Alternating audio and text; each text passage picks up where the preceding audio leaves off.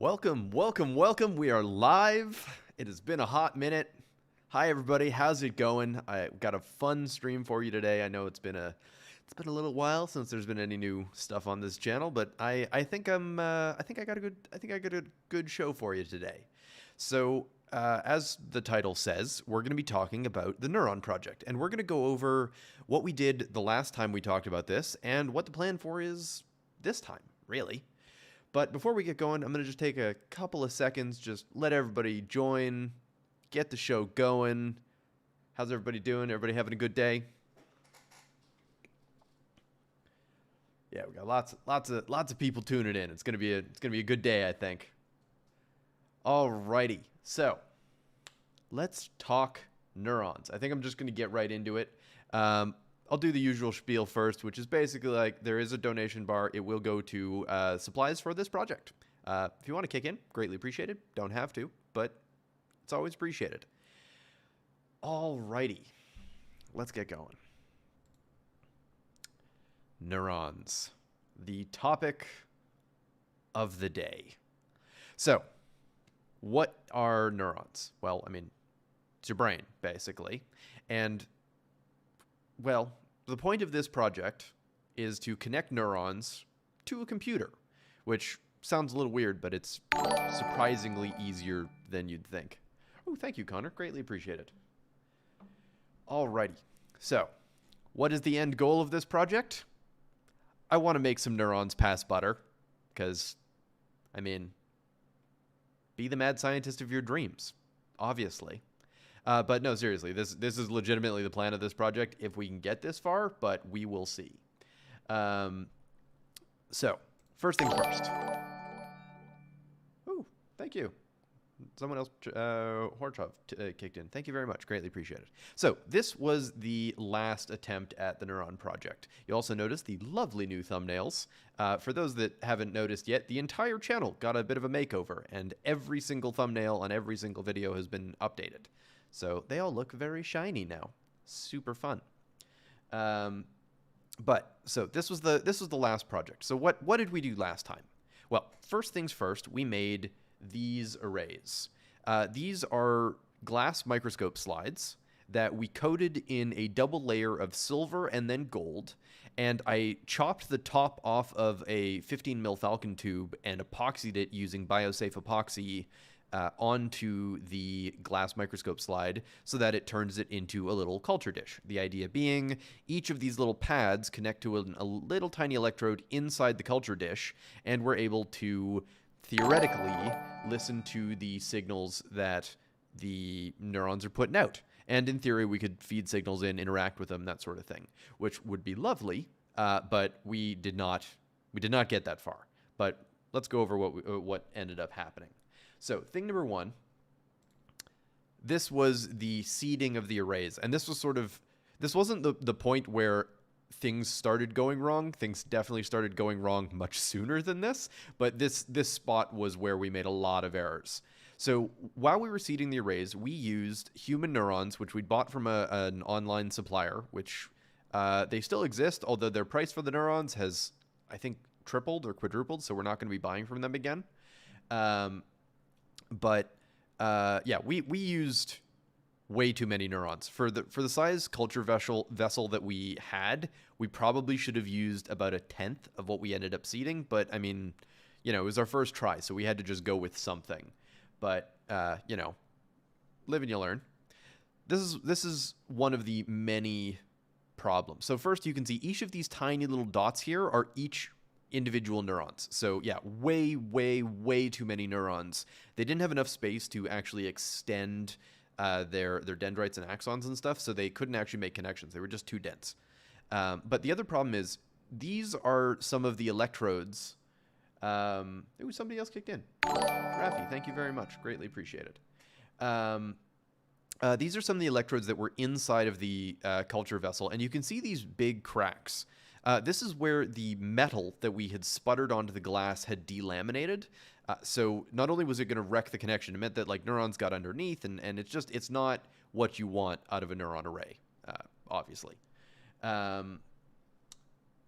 So yeah, that's where that was. Again, here's a closer shot of the overseeded array. Again, all of these little dots are all individual neurons. Way too dense. Way too dense.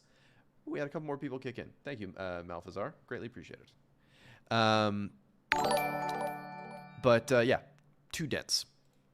And even if we had succeeded, even if we had seeded the right amount of neurons onto the array and the arrays hadn't broken, which was the other problem, of the 4 arrays that I brought to the lab where we did this, 3 of them broke. So, not a great success rate by any stretch of the imagination whatsoever.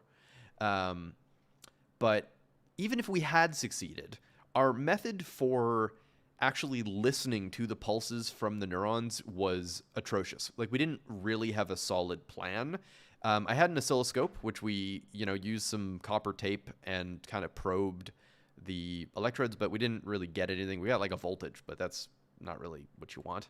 I also had this thing, which is a spiker box. Ooh, Ayrton kicked in. Thank you very much. Greatly appreciate it. This is called a spiker box from Backyard Brains. It's meant for... Basically what you can do is you can either take a cockroach or a worm and you put 2 little pins either into their antennae or just like through the length, through the length of the, like, one end of the worm, and then you'll hear like clicks as the neurons fire. That's sort of what this thing is meant for. That was as far as we'd really gotten. So yeah, not really ideal. Okay, so what didn't work last time? We had insufficient culture techniques, we had low quality arrays, bad electrical solutions, we tried way too much too fast, and we had very bad visualization of the neurons. Kind of none of the things were good. But it was our first try, so we kind of we knew that it wasn't going to work. We just kind of wanted to work through as much of the process as physically possible, so that way we kind of we've tested everything a little bit, got a little bit of a feel for it, so that way when we come back to it, we could learn from all of our mistakes instead of still having so many unknowns. And that was kind of the thinking on that.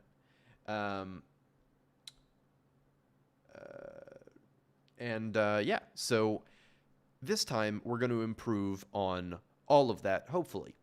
And basically the idea behind today's stream is we're going to kind of go step by step on what the new plan is, because I realized, because I tried to do too much too fast last time, I think the best plan is to basically take this project and break it up into a bunch of smaller, still very interesting pieces that can each be their own video, but that way we're not trying to rush through too much too fast, and it'll also let us experiment with some other things that we didn't get to last time. And also some, they're kind of tangential, but I think they're equally interesting, or even more so. And so we'll kind of go over this. So yeah, let's get into it. So first things first, I need a new incubator. My new lab, if you saw my new lab video, is kitted out specifically for growing microbes. It's not really meant, or it wasn't originally meant for growing mammalian cells. But really, the only thing that I'm truly missing from mammalian culture is a CO2 incubator. And a CO2 incubator is just an incubator that has a CO2 sensor and a solenoid and a gas bottle. It's not rocket science to do this. And we'll be following, or we're kind of basing our design off of this tutorial, written by Andrew Pelling from Pelling Lab. He's a researcher out of the University of Ottawa. He's the one who makes the apple ears and where I got the idea for the meatberry project from. Very cool guy. I got to meet him once. Nice dude. He kind of brings that biohacker energy to academia, which is kind of fun. But either way, this is his kind of thrown together incubator. Ours is going to be a little tidier, mostly because he built this incubator out of a styrofoam box, and he was trying to do both heat and CO2. We're going to skip at least one of those steps. And oh, thank you, KZ. Greatly appreciated. Yeah, so we're gonna be skipping at least one of those steps. We're starting with an incubator just off the shelf. It's a reptile egg incubator. It's the same one that I use for all of my E. coli stuff, but it does all the heating on its own. So literally, all we're gonna do is we're gonna drill a hole in it, stick a tube for the CO2 bottle, add a solenoid, an Arduino, and a CO2 sensor. And that way we can just measure the CO2 and put in pulses of CO2 to keep it at about 5%, because that's what you need for mammalian culture. You need an incubator that can be at 37 degrees at 5% CO2.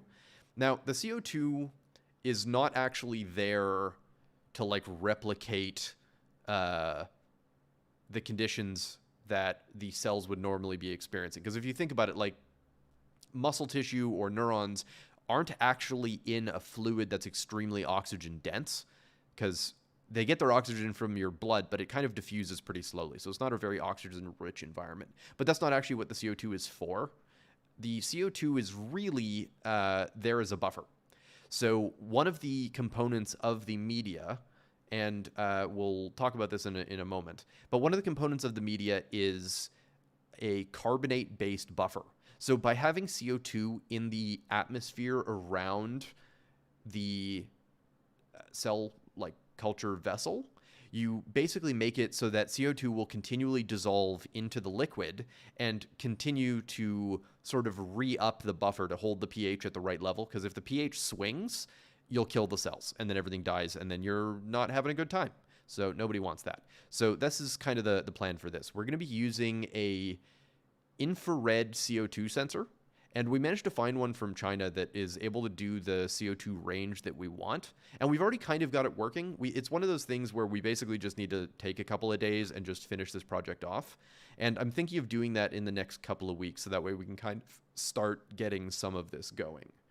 So it should be fairly simple. Like we've got the code that's basically working. Essentially, all we have to do is just finish wiring it up, stick it in the incubator, and it's done. So we'll have to test it. One of the things is, how do you calibrate? Oh, hey, somebody else kicked in. Greatly appreciate it. Thank you. But yeah, so one of the other questions is, how do you calibrate the thing? Because it really does need to be 5% CO2. And so do you just take the sensor's word? Oh, somebody else kicked in. Thank you very much. Greatly appreciate it. Thank you, Victor. But anyway, so how do you calibrate the thing? And so that's where we're a little bit unsure, because we could just take the sensor's word for it. And that's probably where we're going to end up doing. But I may try and find like an off-the-shelf CO2 sensor that we can kind of stick in the incubator for a minute and just like test, make sure it's good. Because this really does need to be perfect, because if it isn't, the cells die, and cells are expensive. Ooh, Rostock's kicked in. Greatly appreciated. Thank you very much.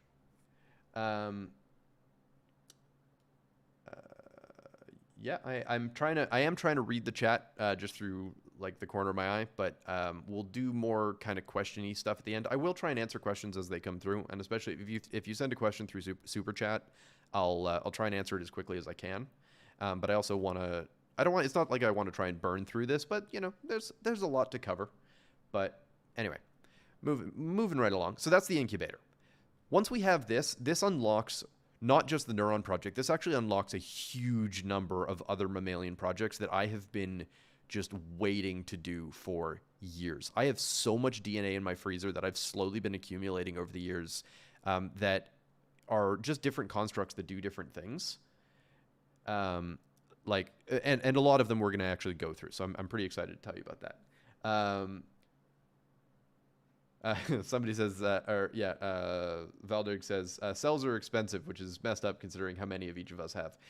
The thing is, the cells, weirdly, neurons are actually one of the less expensive, at least the type that we're going to buy, is one of the less expensive cell types, primarily because they're non-dividing.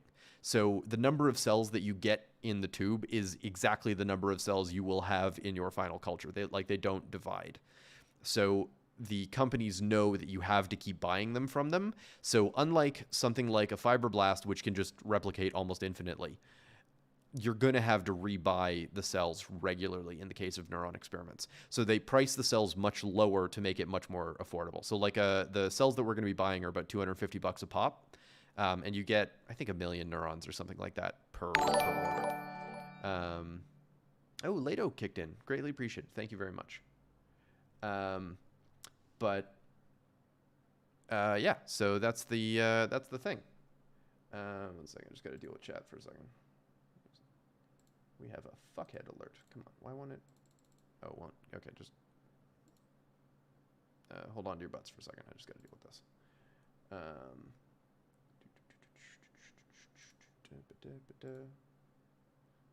Sorry, I don't have anyone modding my chat today, so I have to deal with the dickheads myself. Anyway, moving on. But yeah, so that's the plan for the incubator. So what are we going to grow first? Well, neurons are hard, so I don't think it's a good idea to start with those. I think what makes the most sense is to start with fibroblasts. And the reason for this is because they're both very easy to grow and they're very easy to modify, and also they're not that expensive. So for those that don't know, they're found in a whole bunch of different cell like tissues, but they're mostly found in like skin and connective tissue, that sort of thing. They're sort of your like go-to connective cell, basically. There's others. There's like keratinocytes, but those are much harder to grow. The nice thing with fibroblasts is they are kind of aggressive because they are skin cells, so they divide very quickly, they grow very quickly, and also they're very easy to grow.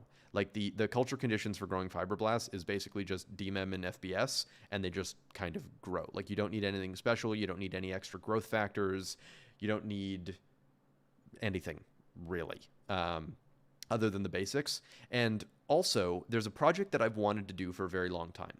There's a Japanese group that basically wondered, do you really need to buy the special food for these cells, or can you just give them, like, Gatorade? And which sounds ridiculous when you say it, but, like, when you think about it, all DMEM really is, and for those that aren't aware, DMEM is Delbico's modified eagle medium, which, as I've mentioned before, unfortunately does not contain eagles. It's named after the guy who came up with it originally. It's not like named after a specific thing.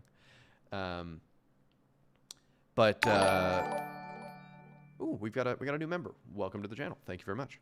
But yeah, anyway, so this Japanese group wondered, could you grow cells without having to buy DMEM? And so basically what they ended up doing was they used this local Japanese energy drink called Green Dakara, mixed with like an everyday multivitamin and a few other like off-the-shelf things, and they were actually relatively successful. Like they found out that you could sub out, I think it was like 70% of the DMEM with Green Dakara, which I just find endlessly entertaining.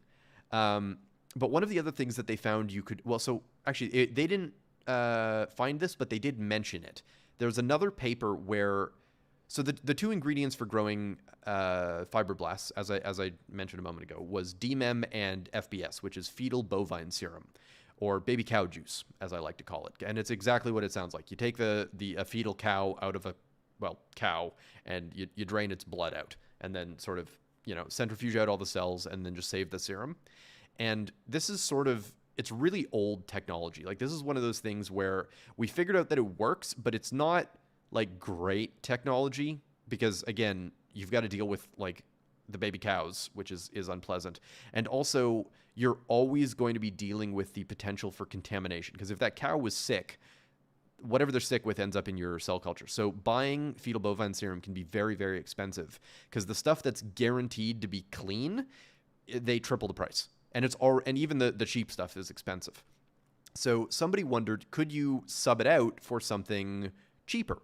And one of the options that apparently works surprisingly well is basically egg yolk extract. So essentially what they do is they sort of take an egg yolk and they mix it with a little bit of water and homogenize it and cook it, and then strain out all the solids. And the serum-y goop that you're left with apparently is a very reasonable supplement alternative instead of fetal bovine serum. So once we have the incubator up, I really want to try this. I really, really, really want to see if I can get fibroblasts growing with just Gatorade and egg juice, because, I mean, A, that's hilarious, but also if it works, that's actually kind of amazing, because mammalian cells, one of the most expensive parts of them, other than buying the cells themselves, is the media. Like, the media is not cheap. So any mammalian experiment is just by default like expensive. And so if you could do this, if you could grow cells with Gatorade and egg juice, I mean, that's just kind of amazing. So I think that will be, I think that'd be kind of fun. And also I think it'll make a great video. I mean, just like that title, like growing skin on egg juice and Gatorade. I mean, come on, that's That's just fun. That's like all of my like old biohacker instincts just like all happy and enjoying it. So I think it'll just be fun. But okay, we have the fibroblasts growing. Now what? And the answer is we're going to modify them because, I mean, why else grow them, right? So there's a few things that we're going to be modifying them with, but I think the one that makes the most sense to start with is this mod. And basically what this is, all of these little tendrils are microtubules, and they've been tagged with GFP, or green fluorescent protein. Now, I'm using this image just because it looked the prettiest, but the construct that I have in my freezer is actually an RFP. So it's going to be, so it'll look like this, but it'll look red instead of green, basically. But one of the things you can notice, so you'll see all the little fibrils throughout the cell, but you see this big void in the middle? That'll be important in a minute. So what is a microtubule? This is a microtubule. There's two components to microtubules, alpha tubulin and beta tubulin, and the two units come together and then they form this sort of spiraling, well, tube. One of the reasons I particularly like microtubules is because they undergo what's called catastrophe, which is my favorite, okay, it's one of my favorite bioterms ever. So basically when they grow in this spiral, but when they fall apart, because they're constantly growing and shrinking, right? So like as the cell moves around, that's actually part of how cells move, is they extend and shrink and pull their microtubules, their actin, and all kinds of stuff. But when they fall apart, you'll see that the tubulin dimers kind of line up, and when they fall apart, the individual strands kind of peel apart, sort of like a flower opening or opening a banana. Unfortunately, I don't have the picture here, but this is actually there's actually a sort of a secret mechanism built into this that I find fascinating. Microtubules are often used to anchor different organelles. So you'll kind of have like a stick, and on the end of the stick, you'll have an organelle of some kind. And one of the ways that the microtubules are anchored, because you got to figure, how do you get a bunch of like spaghetti basically to stick to something? The actual dimers stick together pretty good up until a point. Like once the catastrophe starts and they start uncurling. Ooh, we had a couple people throw it. Thank you very much. Greatly appreciate it. But yeah, once the banana starts to open, there kind of like passes a tipping point where the ends come off first. And that's the important thing. The ends always come off first. But if you were to, say, make a ring and have the banana kind of come up through the ring and start undergoing catastrophe, it sort of like locks on to the ring. And so that's one of the ways that you could both, it stops the catastrophe and it also anchors whatever has the ring on it, which I think is just endlessly fascinating. So yeah, that's just a fascinating little tidbit. But yeah, that's how microtubules work, and we'll be able to visualize them in every single cell, which is going to look gorgeous. Back in university, in my cell biology lab, we got to do what's called immunofluorescent staining. So if I just go back for a second, basically what we did was we took an antibody that was targeted to tubulin. So it's an anti-tubulin antibody, and to that antibody was conjugated a fluorescent dye called FITC. I don't remember what FITC actually stands for, but either way, it lets you visualize the tubulin, and it looks gorgeous. And I really should have stuck my tubulin image on here, because we got to, like, we did the procedure, and then we got to use a very, very expensive fluorescent microscope to visualize them. And it looks awesome. So being able to see cells like this is going to be really, really cool. But here's where things get really, really cool. So we're going to have an RFP tubulin. So that means all of the tubules are going to look red. But if we had something that stuck to GFP, or not to GFP, sorry, stuck to the DNA, that means we're going to be able to visualize both the DNA and the microtubules, which is really cool, because then we can actually visualize cell division. So I have this construct. It's called D sub GFP. Now, the biologists in the crowd might actually recognize D sub. It's called, DSUP stands for damage suppressor protein, and it's a protein out of tardigrades, which are these guys. Tardigrades are some of the most radiation resistant and indestructible organisms that we know of. Like, these things have been exposed to the vacuum of space, just terrifying amounts of radiation, heat, cold, you name it. They've been dried out completely for 30 years and rehydrated, and then just kind of like wake up, start eating, do their thing. But one of the ways that they're able to be so radiation resistant is because of this protein called DSUP. And it's sort of like a DNA shield. It basically coats the DNA in this special protein and sort of holds it in place so that if anything happens to the DNA, it can sort of immediately put the DNA back in position. Like, it's kind of a scaffold. So that way, you know, if you've got like a double strand break, the DNA breaks, the DNA repair enzymes can come in and immediately stick it back together without any amount of time for it to like fall apart, like lose alignment or any of that kind of stuff. So that way the DNA stays much more intact, even in extremely high radiation environments. So I've had this construct in my freezer for a really long time. And what I want to do is I want to put it into some fibroblasts, and then I'm going to irradiate them and see if they die. Because there's a paper that did this. They took human cells, expressed DSUP in it, and just blasted them with enough radiation that like you would be stone cold dead if this happened to you. But the cells kept on living. I mean, some of them died, but the vast majority of them survived much, much better.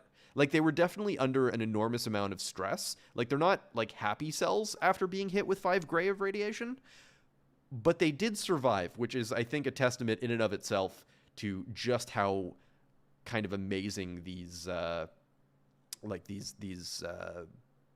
proteins are. But because they stick to DNA, it's also a really easy way to visualize DNA in living cells.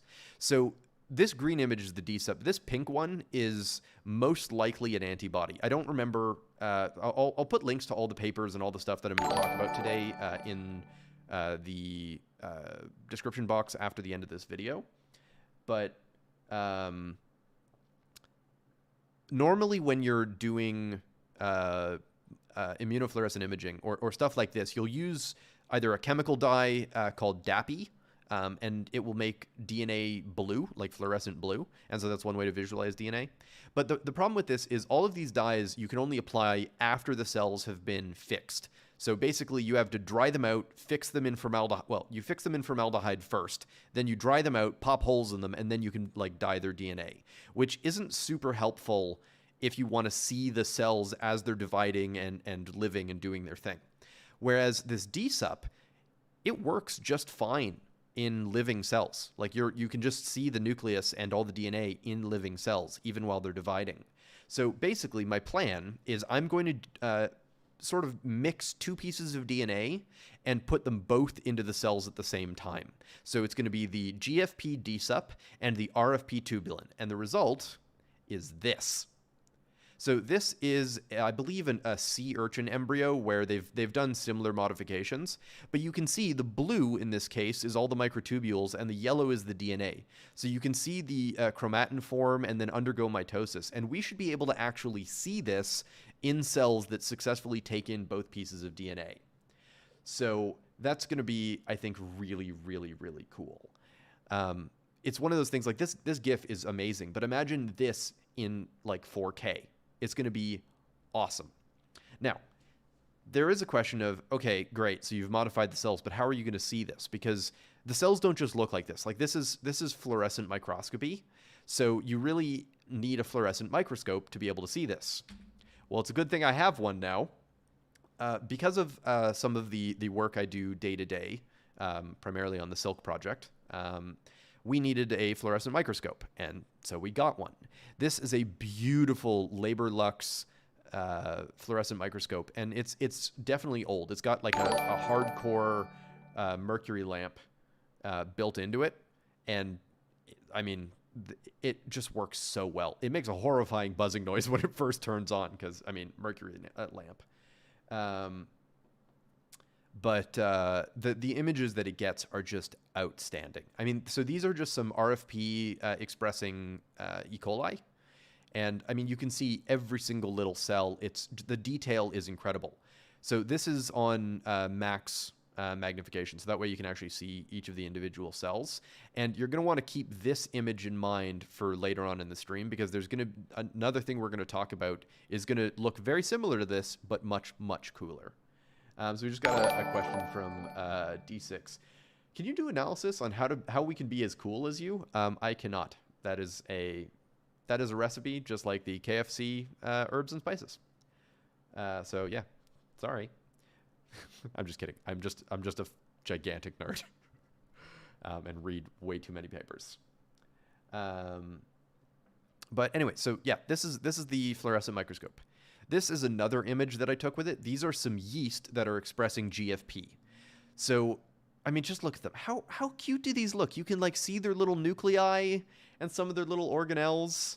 It's just, I just think they're adorable. But also you can see just how inconsistent this particular gene or this particular construct is in the yeast. And it's one of the many reasons why I've actually stopped working with yeast, because they're very difficult to get a consistent result out of.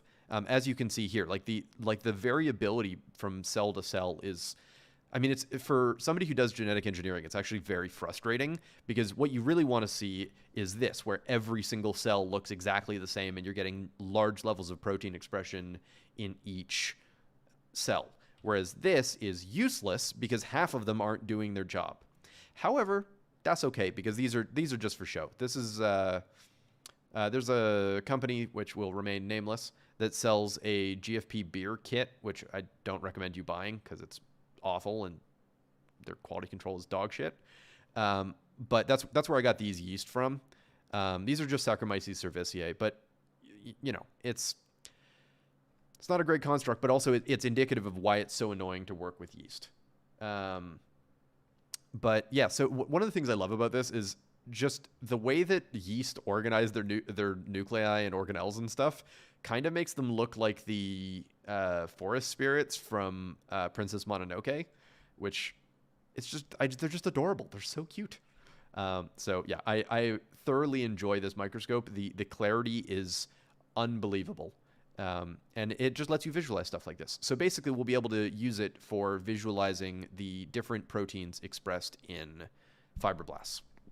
All right, so we've modified the fibroblasts. We've established that we can grow mammalian cells, and we can modify them, I should say. Now what? Now we grow some neurons, because I mean that's the logical progression, right? Like once you prove that you can grow the cells, next up, neurons. Now this time we're going to start with rat neurons, because the human neurons are much more difficult to get. There are companies that sell iPSC-derived neurons. So there was a lot of questions in the last video, which I find... oh, thank you, D6. Greatly appreciate it. Ooh, Cat donated. Greatly appreciate it. Thank you, everybody. Y'all are the best. But yeah, so human neurons are bigger. I believe their growth requirements are a little bit more finicky, and rat neurons, frankly, are just cheap and easy, and they grow nicely, so it's what we're going to start with. Down the line, I would like to switch to human neurons, and the cool thing is, where I got the human neurons last time was they were iPSC-derived, which is induced pluripotent stem cells. So basically what that company does is they take a skin biopsy from a volunteer, and they treat them either with some small molecules or a genetic construct that basically causes the fibroblast to revert into stem cells. Oh, thank you, Bud Dog. Greatly appreciate it.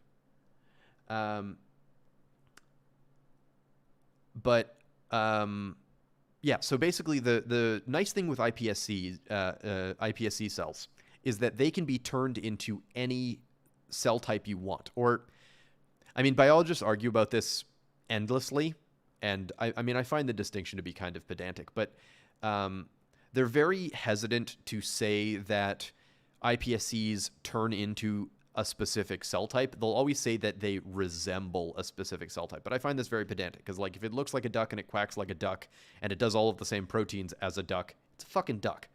But either way, the nice thing with iPSCs is that you can go from skin to neurons very easily.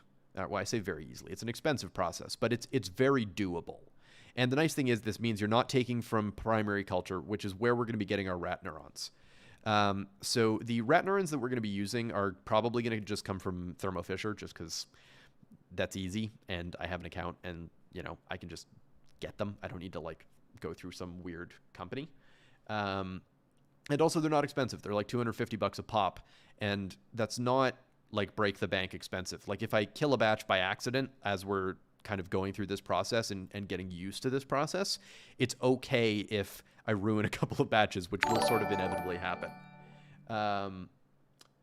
So the rat neurons that we're going to be getting are what are called primary neurons, which is sort of exactly what you would think. Whereas the human neurons were iPSC derived, so they took skin, turned them into stem cells, and then turned them into neurons. Primary cells come from primary tissue, so they take a baby rat and they, cut its head out. Well, they anesthetize it, euthanize it, etc. Take its brain out, and then there's a process for disassociating the brain into the individual cells. And purifying them, cleaning them up, getting them ready for customer and for growth.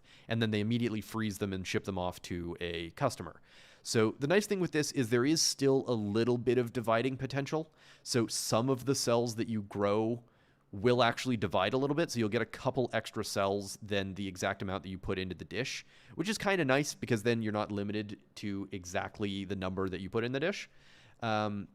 But also, primary cells are a little bit easier to grow, or at the very least, these specific rat cells are fairly easy to grow.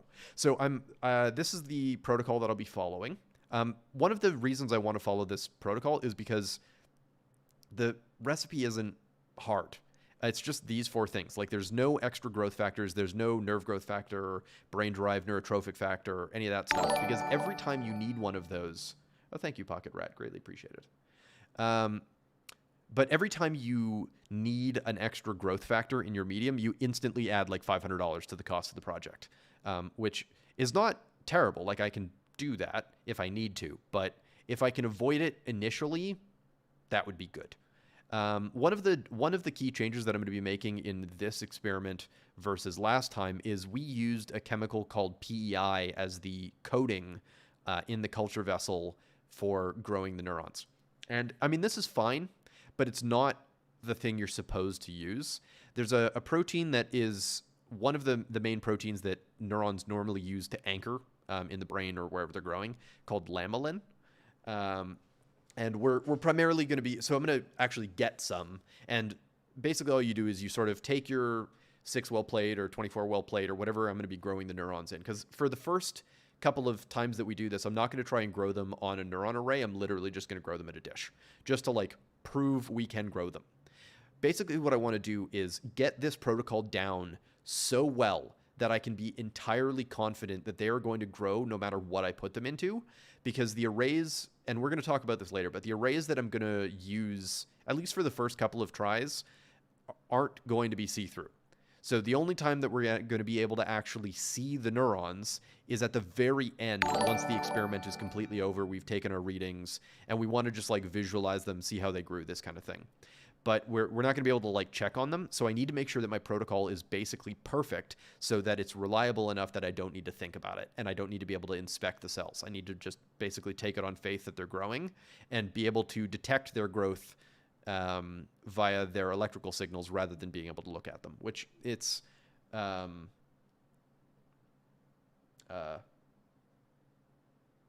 anyway. So yeah, that's basically the reason I want to go about this, because if I can do this without needing to like inspect the cells, that'll be really good, and if I can do this consistently, that's also going to be really good. So that's kind of the plan with the neurons. Like I say, I'm going to start growing them in just a regular culture dish, either one of the little like self-contained dishes or... Wow, there's a lot of... thank you everybody for kicking in, by the way. I haven't been addressing every single person, but it's greatly appreciated. Thank you. Yeah, basically the plan is to just grow them in little culture dishes, because this way I can do a lot of experiments at a time. And I don't need to worry so much about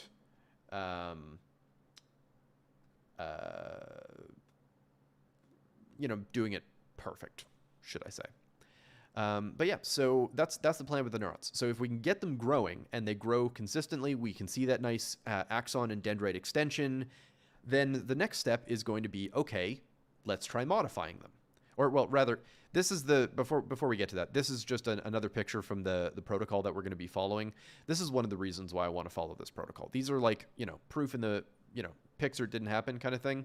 They were able to successfully grow the neurons. This is what they look like. They're the same rat neurons that we're going to be buying.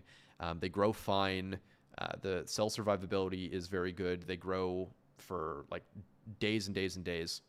There's also questions about how do you keep neurons alive even while they're like, growing and signaling and doing their thing. And the answer is you just change the media regularly.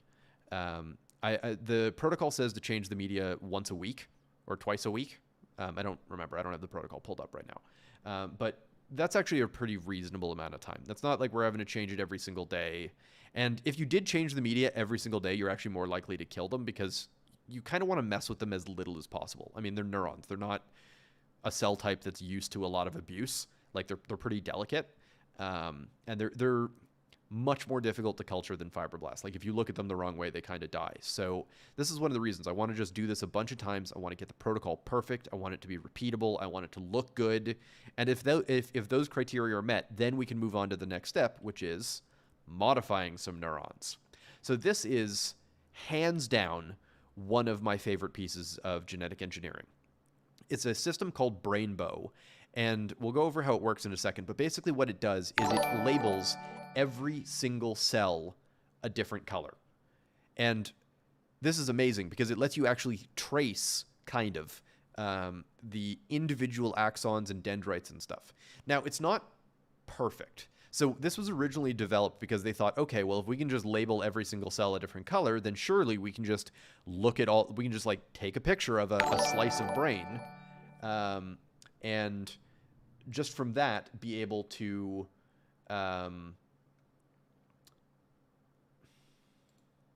but just from that, be able to like trace every single connection. Unfortunately, the resolution of optical microscopes doesn't actually allow for that. So the only way to truly trace every single connection in a slice of brain is with an electron microscope. And there's a group that's actively doing this, where they're building a system with something like 50 electron beams in it, so that way they can be scanning sufficient quantities of brain tissue to actually scan like. They're at like cubic millimeters of brain right now. They want to be able to do like centimeters or eventually a whole brain. So that way you could map every connection in an entire brain. Brainbow doesn't quite allow you to do that because it's just not, like the fidelity just isn't enough. Like the optical resolution just is too low. You might be able to get away with it with something like 2-photon microscopy, but even then, I mean, you're pushing the resolution of optical systems. However, I don't really care about seeing every connection. I just want some rainbow neurons. And the nice thing is the version of Brainbow that I have in my freezer is not actually neuron specific. It's on just a ubiquitous promoter, like a constitutive promoter that just works in every type of cells. So we're going to test it in fibroblasts first. And that'll be fun. We'll make some like rainbow skin cells. That's neat.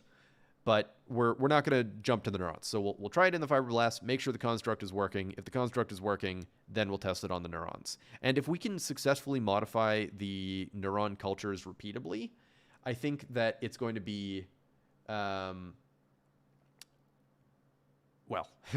you'll see what we'll be able to do with it in a minute. But anyway, so this is how Brainbow works. I just want to go over this quickly because it's just, I will talk about this every chance I get because Brainbow is just so cool. Like it never stops being amazing. So basically the way this works is you've got your promoter here, and then these little triangles are what are called LOX-P sites. Well, I mean, they're called LOX sites. There's basically what it is. LOX is a specific gene sequence which works in combination with a protein called Cre recombinase, which is here. So what Cre does is it takes two LOX sites and sort of sticks them together. So in this case, the way that this construct works, this one is called auto Brainbow. So what happens is when the promoter initially runs, when the DNA is first expressed in the cells, the first thing that happens is Cre recombinase is produced. What will happen is the Cre will bind to one of these three LOX sites, and then its partner which is either the P, the 2, or the N here. Depending on which one it grabs onto, it'll either move the promoter in front of the blue, the yellow, or the red. And in the process, it cuts the Cre out of the DNA and stops this process. So that way this only happens once. So what the end result being that you'll end up with a promoter and then one of 3 fluorescent proteins that are each a different color. If you put multiple copies of this into a cell, you'll basically make it so that the selection happens more than once. So you'll end up with some combination of red, yellow, and blue. And the end result being that you end up with this sort of rainbow that you see at the bottom. And each cell will look a different color. If you only do a single copy, you'll just have cells that are one of 3 colors, which still looks very cool. It still lets you tell what each one is, but it doesn't look quite as pretty. But yeah, that's how Brainbow works. And this is just endlessly fascinating. I have wanted to play with this for so long since I first saw it. And I think just expressing it in Fibroblast to start with is going to look amazing. And there's also a whole bunch of researchers, and I don't have the images in my little presentation today, but this works in any tissue type. So I've seen some where they've expressed it in heart tissue, and so you can actually see how cardiac cells grow and divide and form these little clusters as they're growing, which I think is fascinating. But either way, that's Brainbow. I'm super excited to try this out. And I mean, if we can get this far into the project, it's just going to be amazing. Okay, so we've modified the cells. We've done Brainbow. We've got neurons growing. Now what? Calcium imaging. So one of the things is doing the electrical interactions with the neurons is very, very hard. Like truly, it's very hard. We'll get to it, we'll make it work, but it's much more difficult than something like this. What you're looking at is a zebrafish brain that's been modified to express a protein called GCAMP6F, which, biologists are shit at naming things, so of course it's going to have a horrible name, but that's what this is. What you're seeing is neurons firing. So the way that this protein works is essentially what they did was they took GFP and they split it in half, and they fused it with a protein called calmodulin. Calmodulin is a calcium-sensitive protein, and they basically took 2 halves of a GFP, calmodulin, and a calmodulin-binding peptide. So what happens is when calcium levels are high, the calmodulin-binding peptide sticks to calmodulin and sort of forces the 2 halves of the GFP into contact, and it suddenly becomes fluorescent. So when it's broken, no fluorescence. When calcium is high, fluorescence. So when you express it in something like neural tissue, you can actually see the flashes of the neurons every single time they fire. Because when a neuron fires, it releases this enormous pulse of calcium. Or there's an influx of calcium, I should say. So you can actually see the neuron fire, and that's what you're looking at. You're literally looking at a fish thinking, which is just, I don't know, what do fish think about? I don't know, but this is what it looks like. So what's kind of amazing about this is it doesn't just work in neurons. This will work in any tissue type where you have pulses of calcium, including plants. So this particular GIF comes from a gentleman named Alex Costa. I'll link to his stuff in the description after the video. But this is was basically they took that same protein and they expressed it in Arabidopsis. And you can actually see a plant thinking. Or, I mean, thinking is maybe a little overly broad, but it does basically the same thing. Like, plants use calcium to signal. It's one of the ways that plants communicate intracellularly.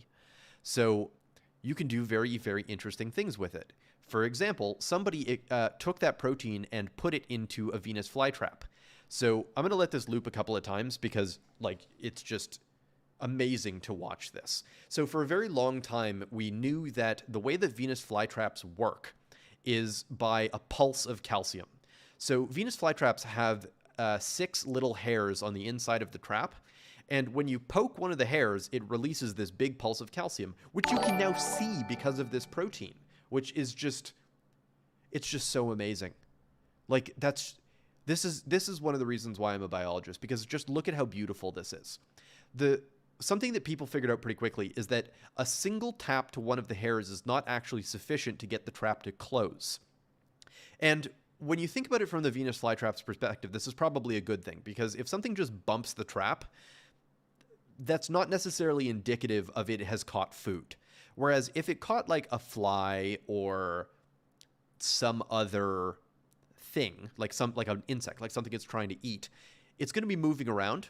Whereas if it's just a stick or a piece of debris, it might only knock the thing once. So this way, it's basically a calcium-based motion sensor that is level dependent. So if you watch this GIF really carefully, you'll notice that in the first stimulation, there's that big calcium pulse, and then it immediately starts to fall off.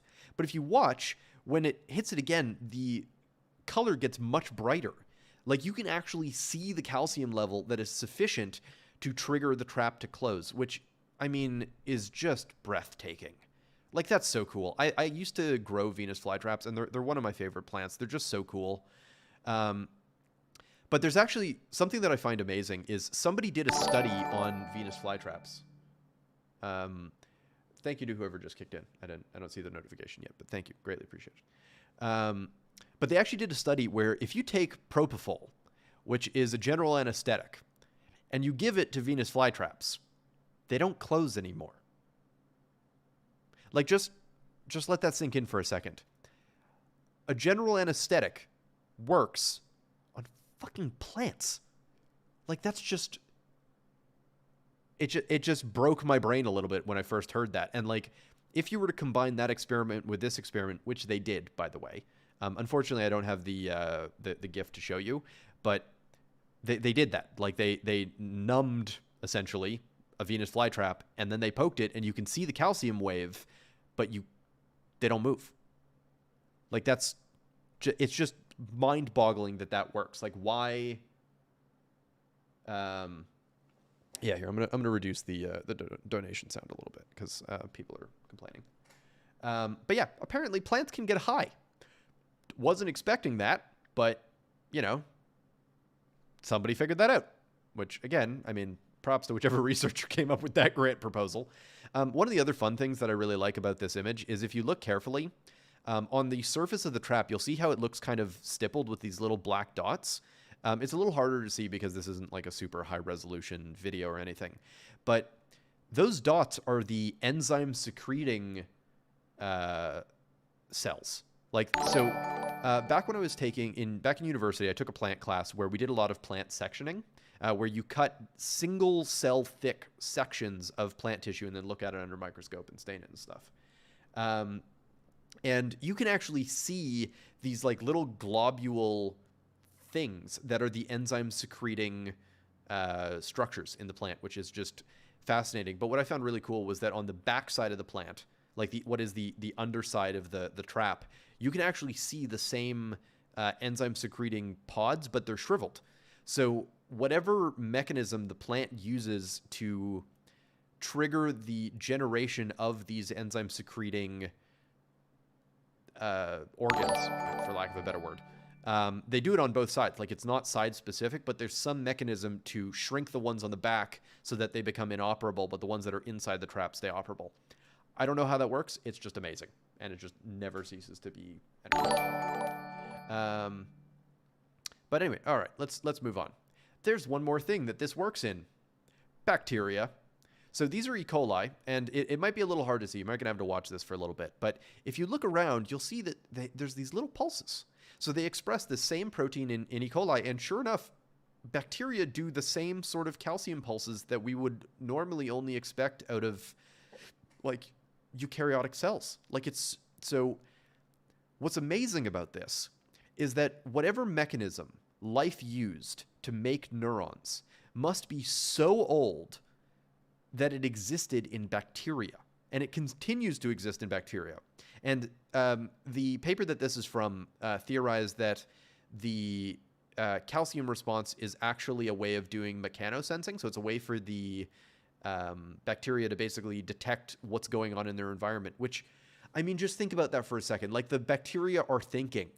Like, it's not thinking in the way that we experience, but it is a thought process of sorts. Like, it is analyzing its environment, making decisions, and changing its behavior That's crazy to me.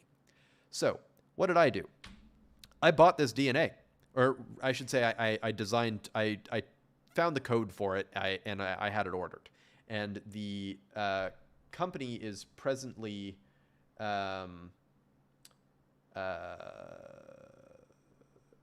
synthesizing the DNA. So this is the one I designed. This is one off of AdGene. I chose these two just so you can see the two different proteins. I mentioned the calmodulin thing before. So this is what I'm talking about. This is the calmodulin binding peptide here. This is one half of the GFP, a little spacer, and then another half of the GFP, and then the calmodulin. So when this is working, this end sticks to this end, and it brings these two halves into contact. It's not annotated on this side because I just copied the code directly, and I didn't take the time to like annotate it carefully.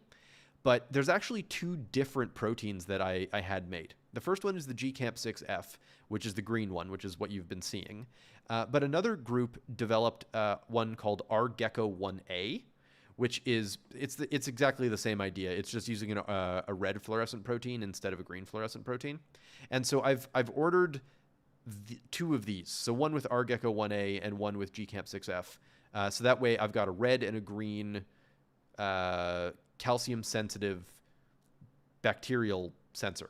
And they're both his tagged. So it means that I can actually grow this in bulk, extract it, and I can actually do the calcium sensitive thing just like in a test tube. So theoretically what I should see is I'll have my test tube of what should look like clear liquid. And then then if I've got a UV light shining on it, you shouldn't see anything. But if I drop a little pellet of like calcium chloride into the solution, everywhere the calcium touches should immediately start glowing, which I think is going to look amazing.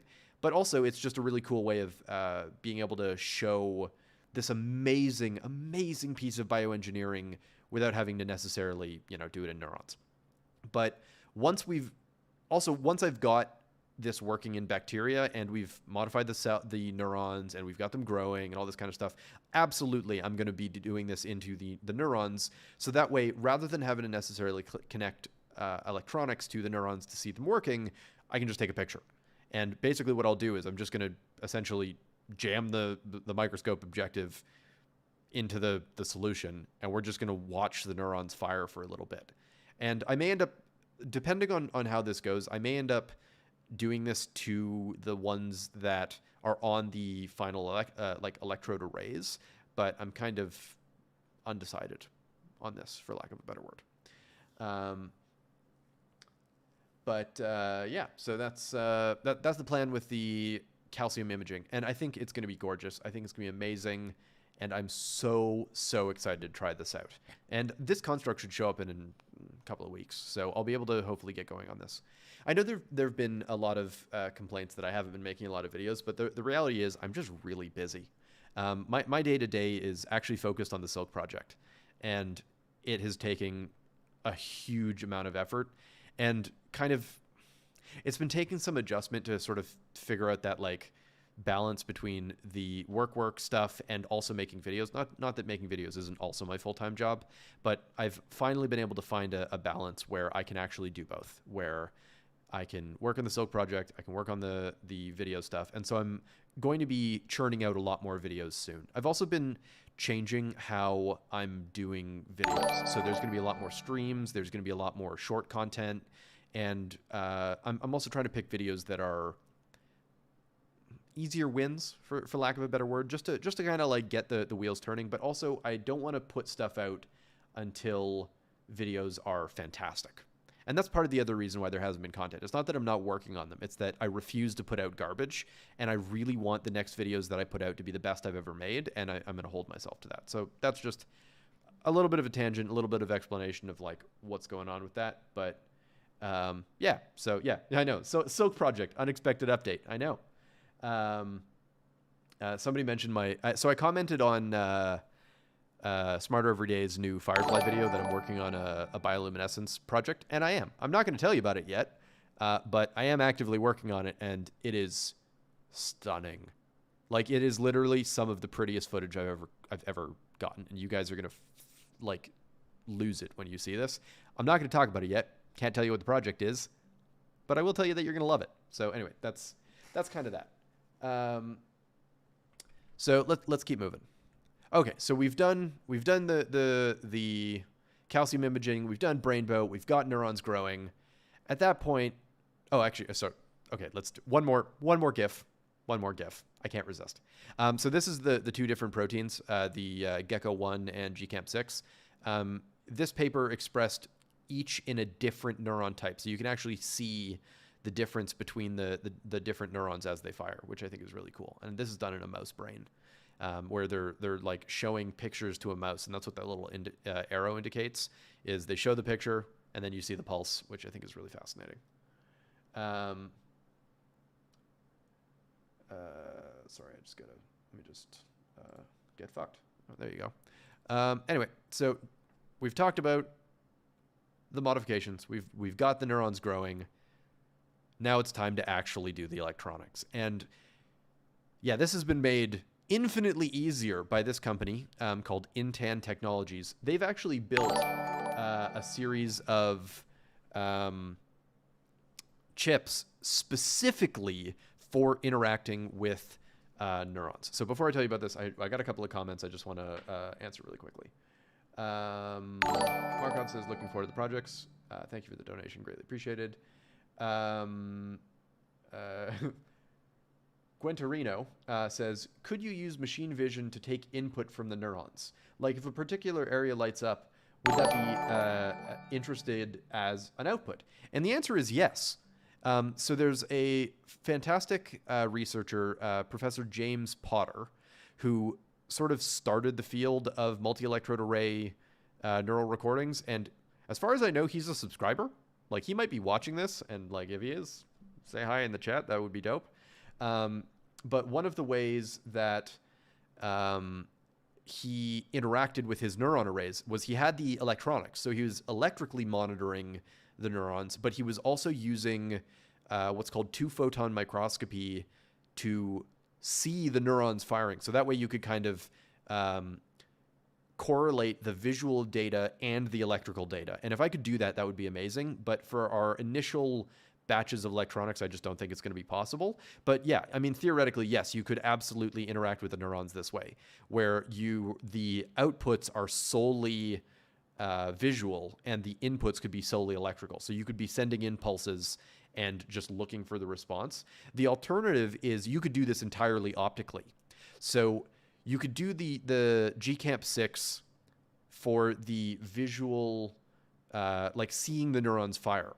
But if you wanted to be able to interact with the neurons, you could also express something like, I want to say it's Cry4, but there's an optogenetic system where you basically express this protein in the neurons and they become optically sensitive to blue light. So when you shine blue light on the neurons, they immediately fire. So this could be one way of sort of interacting with them, where you could shine a very dim pointed laser at a small portion of your culture medium and use that to pulse the neurons. So that way you could essentially send in pulses of blue light and train the neurons to fire and produce a specific pattern when you're shining the blue light on them. And so that is actually something I've considered. Keep in mind, this is like 6 videos down the line. Maybe we'll do this. I don't know. But yeah, no, it's totally reasonable and totally possible. So yeah, anyway, so let's get back to the electrical side of things. So assuming we don't do the optical system and assuming we go with the electrical system instead, this is what we're going to be using. So they have a few different varieties, and it's hard to overstate just how cool this is. So this is what the chip looks like, and what I think is amazing about this company is that they actually sell the bare IC. And I believe the IC itself is open source. So what's amazing about this is if you were so inclined, and let's say you're a billionaire fuckhead who likes torturing monkeys, you could build a brain implant using this chip. So you could basically take this IC design and basically take the design from something like a Raspberry Pi and all of the other onboard components that you would need and build it all onto one IC and make a brain implant out of this thing. And you can see how tiny it is. It's absolutely minuscule, and yet, which would make it, perfect implant material. But anyway, what this company does is they offer two different series of chips. So one set is read-only, so it only detects pulses from neurons or whatever other electrophysiology stuff that you want to do. And the alternative is they have one that also does stimulation. So that way it's both a like you can both record from the neurons and stimulate them all with one chip without needing extra hardware, which I just think is amazing. Each of the chips also come in a variety of different sizes and like channel sizes. So I think the lowest they sell is 16 channels. They've got 16, 32, 64, 128, and 200. I'm bad at binary, whatever the next number up is.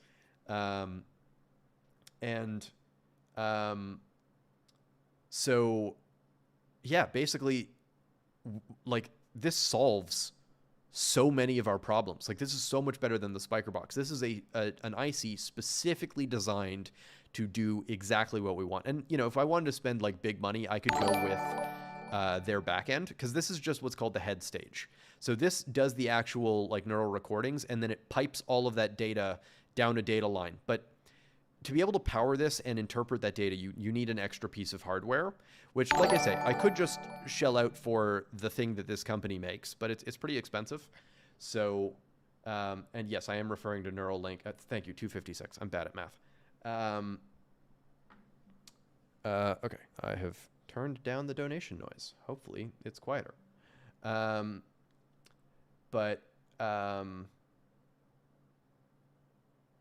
Yeah, anyway. So yeah, the head stage on their own is pretty expensive. I think it's like $1,000 for this little chip. But I mean, worth it, because it saves so much effort. Like, I don't need to like design anything, no extra components. It just works. So that's lovely. But you still need a backstage for actually interacting with this thing. And of course, the more channels you have, the more beefy your backstage needs to be to interact with the head stage. So yeah, this moves the project forward just oodles and oodles. However, if I don't want to spend the money on theirs thing, I could build my own backstage. And so this paper, Lightweight Electrophysiology Hardware and Software Platform for Cloud-Based Neural Recording Experiments, is written by these amazing people. And what they've done is they've built a backstage specifically for interacting with this chip. So it's called the Braingineers RHD controller, built based on a Raspberry Pi. So this makes interacting with this thing so easy. Like, you literally just give it the supply voltage, connect it up, no fuss, no muss. It just works. And I mean, that's really what I love to see. So this is what we're going to be using. And I've actually ordered all of the components to build this already, because, you know, chip shortage, figured it was probably a good idea to get this in advance. But with this, a data line and the head stage, we're like 90% of the way through the project. And all we really need at that point is software to interact with it and the arrays themselves. I'm still contemplating buying an off-the-shelf array, and we'll get to that in a minute. But even if I make the array myself, just having this simplifies everything so much. But yeah, I mean, as people are mentioning in the comments, the signal processing on this is going to be an absolute nightmare. So when I was first kind of really trying to give this project another go and really starting to dig into the research, I was contemplating opening it up and like starting a whole Discord channel just for this project. And I may still do that. I'm still undecided, but I really, as I looked into it more and as I started finding these things, it really felt like it's still something that I want to try myself. Not because it's like I've got a giant ego and I like require doing everything myself and I don't want any help, but just because it's just fun. And I want to see how far I can get through this project basically on my own, or I should say with my team, because I don't work alone these days. I've got a team of wonderful people. Sorry, I gotta. But yeah, so, you know, with myself and my team, I think we can handle most of this. I think where we're going to get stuck is in two places. One is the actual array design, but I think we can actually handle that now.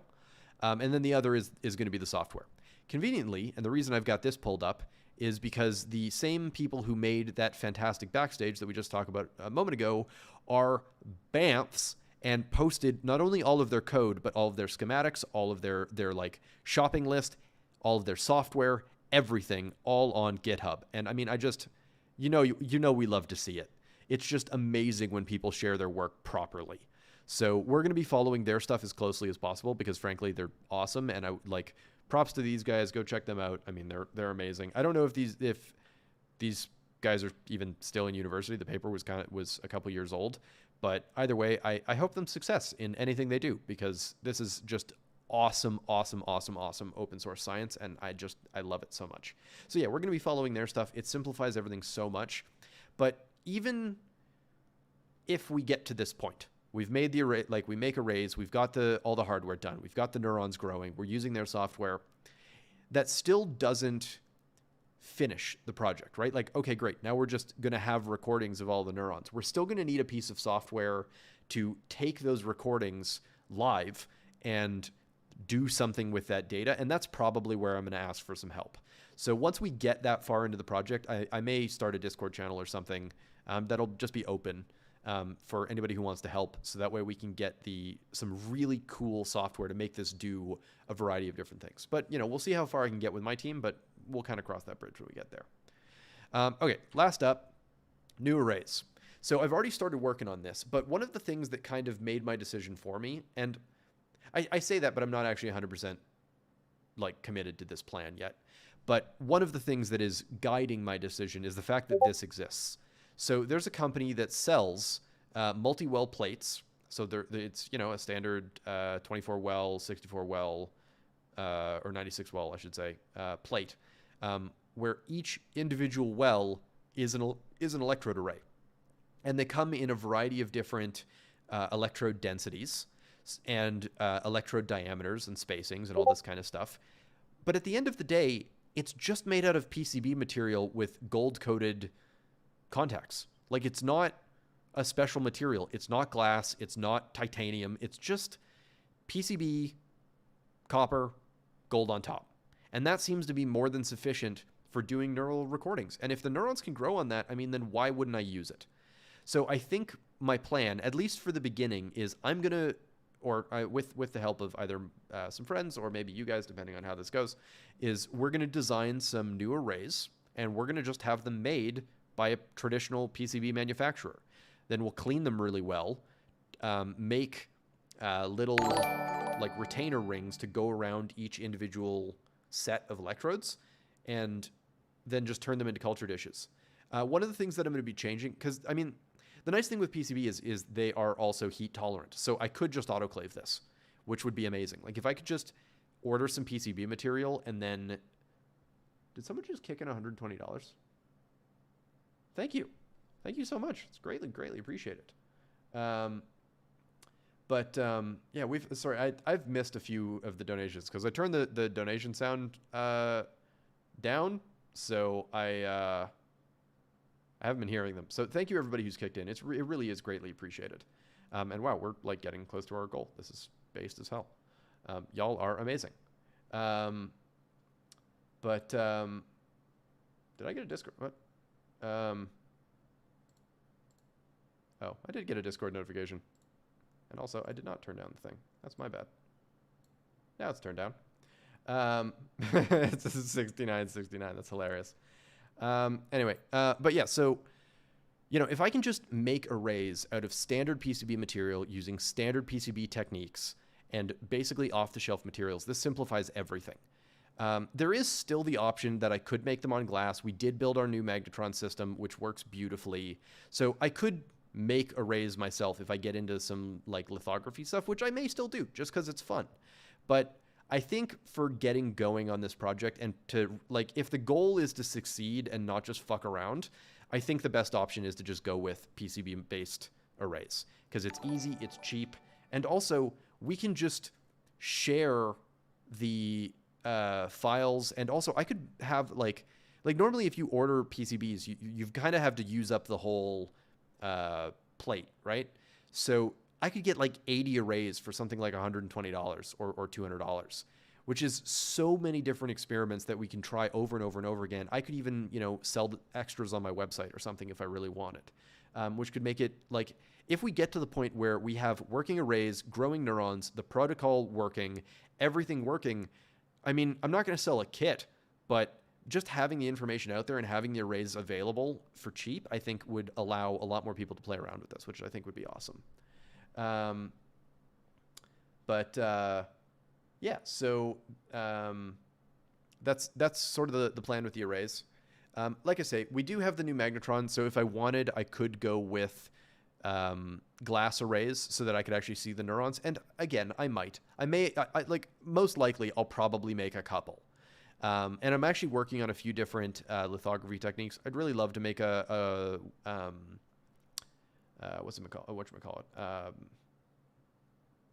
like a laser stepper. It's the same that like Sam Zaloof or what's his name, Hugin Optics has made. And I mean, for all I know, I might be able to just pair up with them and do that. I know that I've talked with Ben from Applied Science, and we've talked more about him potentially making some arrays for me, and that's still an option. So I might go that route. Like for the video, it might make sense to just make a couple of arrays on glass just for the sake of the visualization. But I think for the sake of the experiment succeeding, I don't actually think it's necessary. Like, I don't think it's mandatory if our protocols are just tight enough that we can just reliably culture neurons without having to think about it too much. Of course, it's nice to be able to see the thing, but we'll see. The other option would be to, rather than doing PCB material, is we could use Captain, because Captain is actually semi-transparent, translucent. So we might actually be able to like see up through the arrays while the neurons are in there rather than just at the end of the experiment. So again, it's an option. So silver instead of gold. Gold is more inert, so gold is better. And also the amount of gold we're talking about here is like nanograms. Like it's not an expensive amount of gold, which I realize how ridiculous that sounds, but it's true. Gold is not actually expensive if it's just a coating. It's expensive when you need like a gram or an ounce or something. But when you're talking like milligrams or micrograms, it's not an expensive material. And it works really well.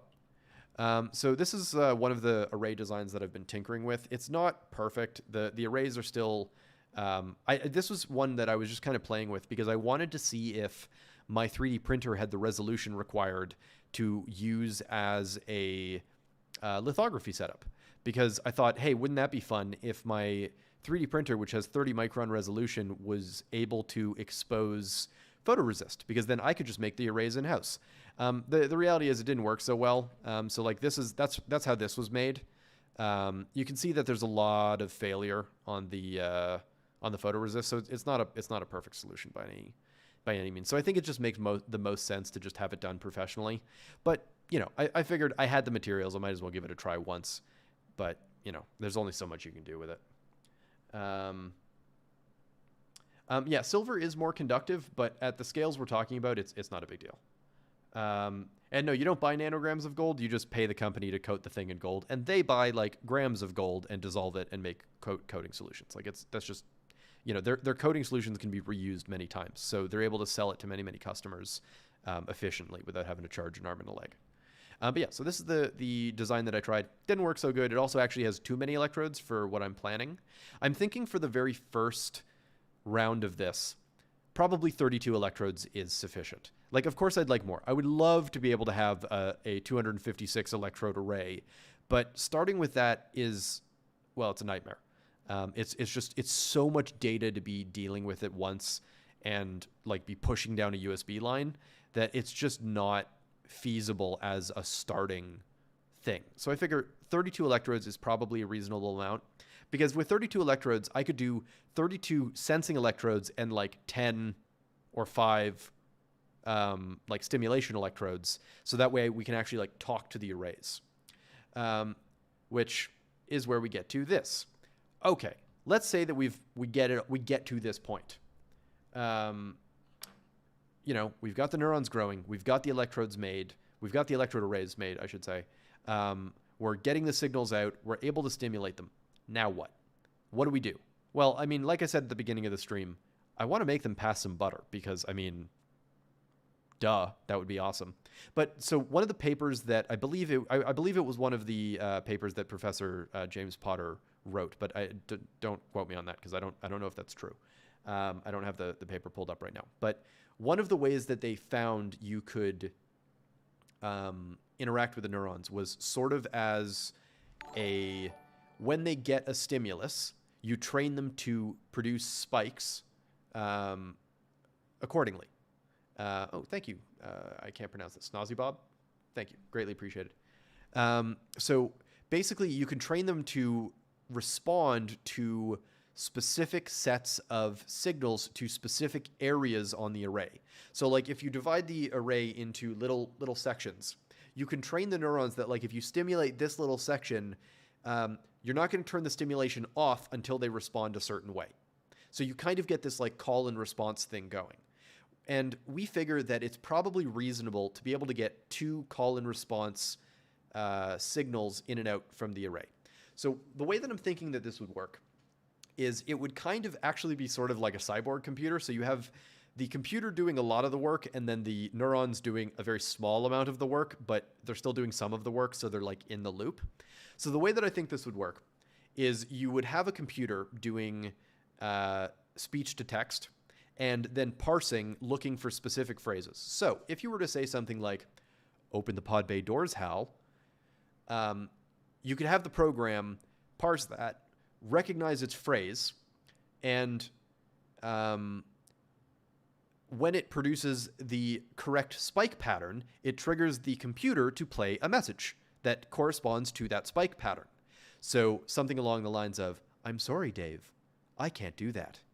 And then if you said a second phrase, which the computer could look for, like, why not, Hal? You could probe a different part of the array and look for a different spiking pattern that would then trigger the computer to go, you know why, Dave? Or you could do this with anything. Like the nice thing is you could just set the computer to recognize whatever phrase you want without having to retrain the array. So you could do something along the lines of, pass the butter. What is my purpose? You pass butter. Oh my God. And like you could have it so that like when you say like pass the butter, you could make a little robot move, drag some butter, and then have it like tilt and look up at you and then play the clip that just goes, what is my purpose? And then you go, you pass butter. And then it just, make it just do the animatronics such that it does, sorry, I'm going to just mute my phone. So that it does the thing. Like you can basically like make the little robot do the little thing, and the neurons will be technically in the loop, but it's not like they're doing most of the work. And I think that's just going to be based on sort of the limits of what we're doing. Like we're only working with 32 electrodes or 64 electrodes. Like it's not the extremely dense arrays that you would really need to be able to really like feed them in a whole last sentence and have them understand it.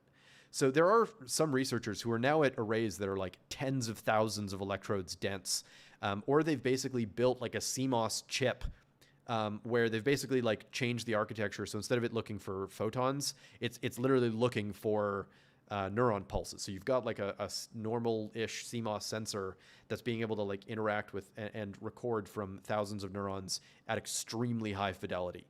We're not doing that. I'm not that good, and that would be way too expensive and would take like the rest of my life. Or rather, I would say I'd have to like that would have to be the only project I do, and I'm not that committed. But I think it would be reasonable to be able to get at least 2 call and response things out of a little simple neuron array. Because I mean, it doesn't need to be perfect. It just needs to have thresholds and pattern recognition just enough for the video. Like the whole point of this is to go through the process and show how this works and like show this cutting edge neuroscience without necessarily having to like become a neuroscientist and this have to be my job, if that makes sense. I want to be able to demonstrate this, but I also don't want this to be the only thing I do for the rest of my life. But the other thing I would really love to be able to do is if you're able to do call and response like that, then it's actually much easier to do something like this where you're flying, like you have the arrays controlling the flight of a plane in a simulation. Because really all you need the robot to do, or the robot, right? Caught myself there. the neurons to do is you basically just needed to be able to control like the pitch and pitch and yaw of a plane, and you could basically just have it so that when the pitch is wrong, you're sending in high frequency noise essentially into two spots of the array depending on which way it's pitching or yawing, and same with pitch. And so you really only actually need 4 inputs, and you can essentially control a plane. This is why the papers where they did this is a little bit of a hack, because you don't actually need that much complexity to do this. It's still amazing that you can get a neuron array just even to control that. But it's not like you're able to like, give it a flight plan and go, go to Mexico and then turn left at wherever. Like that's not going to happen. But if you're just having on a self-balancing system where it's able to just kind of like keep a plane flat, that's actually relatively easy, all things considered. I mean, we're talking about growing neurons in an electrode array. So, I mean, how easy is it really? But it's, roll. I'm bad at planes. I don't fly. Oh yeah, I guess this is yaw. So I guess, yeah, roll and pitch. I don't fly, as you can tell. Yeah, so that's probably the extent of what we're going to be able to do with this project. I don't think we're going to be able to push it much further than that. I mean, I could be wrong. But I think if we get to that stage, I think that's impressive enough. I think like if you can make a robot pass butter with actual neurons, I think you just win the internet. So like that, I feel like to me that feels sufficient to be like, okay, the project is done.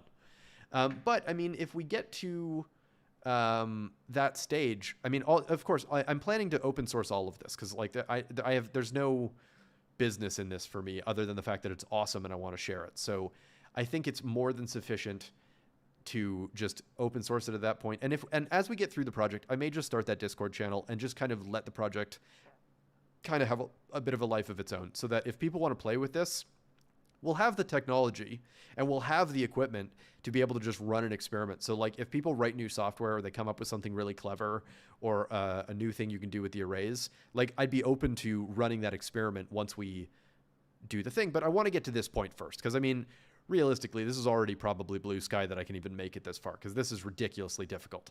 Like I'm talking about this like it's not ungodly difficult to make all of this work, but it is. But that's also why I'm going to try and break it up into pieces. So I think the first video will probably be, growing the fibroblasts and modifying them. The next one will be growing neurons and modifying them. And then I'll do just a whole video on the calcium imaging. And then the next one will be building the electronics, getting it to work. And then the last one will be, put it all together and like show it off and this kind of thing. But yeah, so, technically, there's a lot of people saying that, if you could do this, you could make a general intelligence or you could make a AI or whatever. I mean, yeah, technically it's not gonna be very good. But there's a couple of companies now that are really focusing very hard on this and, are able to probably go a lot further than we are. Because again, this is a YouTube channel. We are not a neuroscience company. I'm doing this for fun because it's awesome, not because I like want this to, be my thing. So there's a lot of companies that are building much better sensors than what we're going to be using, but I think it's still going to be valuable enough to like show the technology and show how it works and let people really see how this stuff works and how amazing it is. And that if we could get through this, I mean, that's like the pinnacle of like DIY biology. I feel like you've grown neurons, modified them, stuck them on an electrode array, interacted with them, had them fly a plane. Like how much more do you really want? Like I can't make cat girls. Like that's too hard. This is easier. And yeah, I know some people, I'm doing this for fun. And then we find ourselves in psychopaths. Look, the thing is, what I'm doing is just not going to be like that scary. I feel like the implications of this are definitely terrifying if you were to increase the size of the array. Because I mean, keep in mind, we're growing something that's going to be this big. If you were to take a slab the size of, say, a pizza box, and that was all electrodes and neurons, yeah, you're now dealing with a very significant amount of intelligence.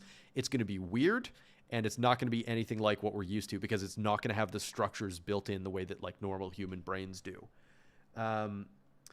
So that would be fascinating, and like that actually starts getting into like some ethical stuff. But at the scales that we're at, we're talking about like a couple 100,000 neurons. Like it's the equivalent of a fruit fly. Like I've done the math. 100, like a fruit fly has, or a bee, like a single bee. Like nobody cares what happens to a single bee. Like that's the level of neurons we're talking about here. It's not like a thing that's going to be conscious, especially because it's going to be completely disorganized. Like there's not going to be structure the way that you would get in a brain, and that's so important for things like consciousness and being able to actually like really understand your world. Like this is something that is it's pretty stripped down. It's disorganized. Like it's literally able to spike on command. That's sort of it. It also doesn't have any sensory neurons.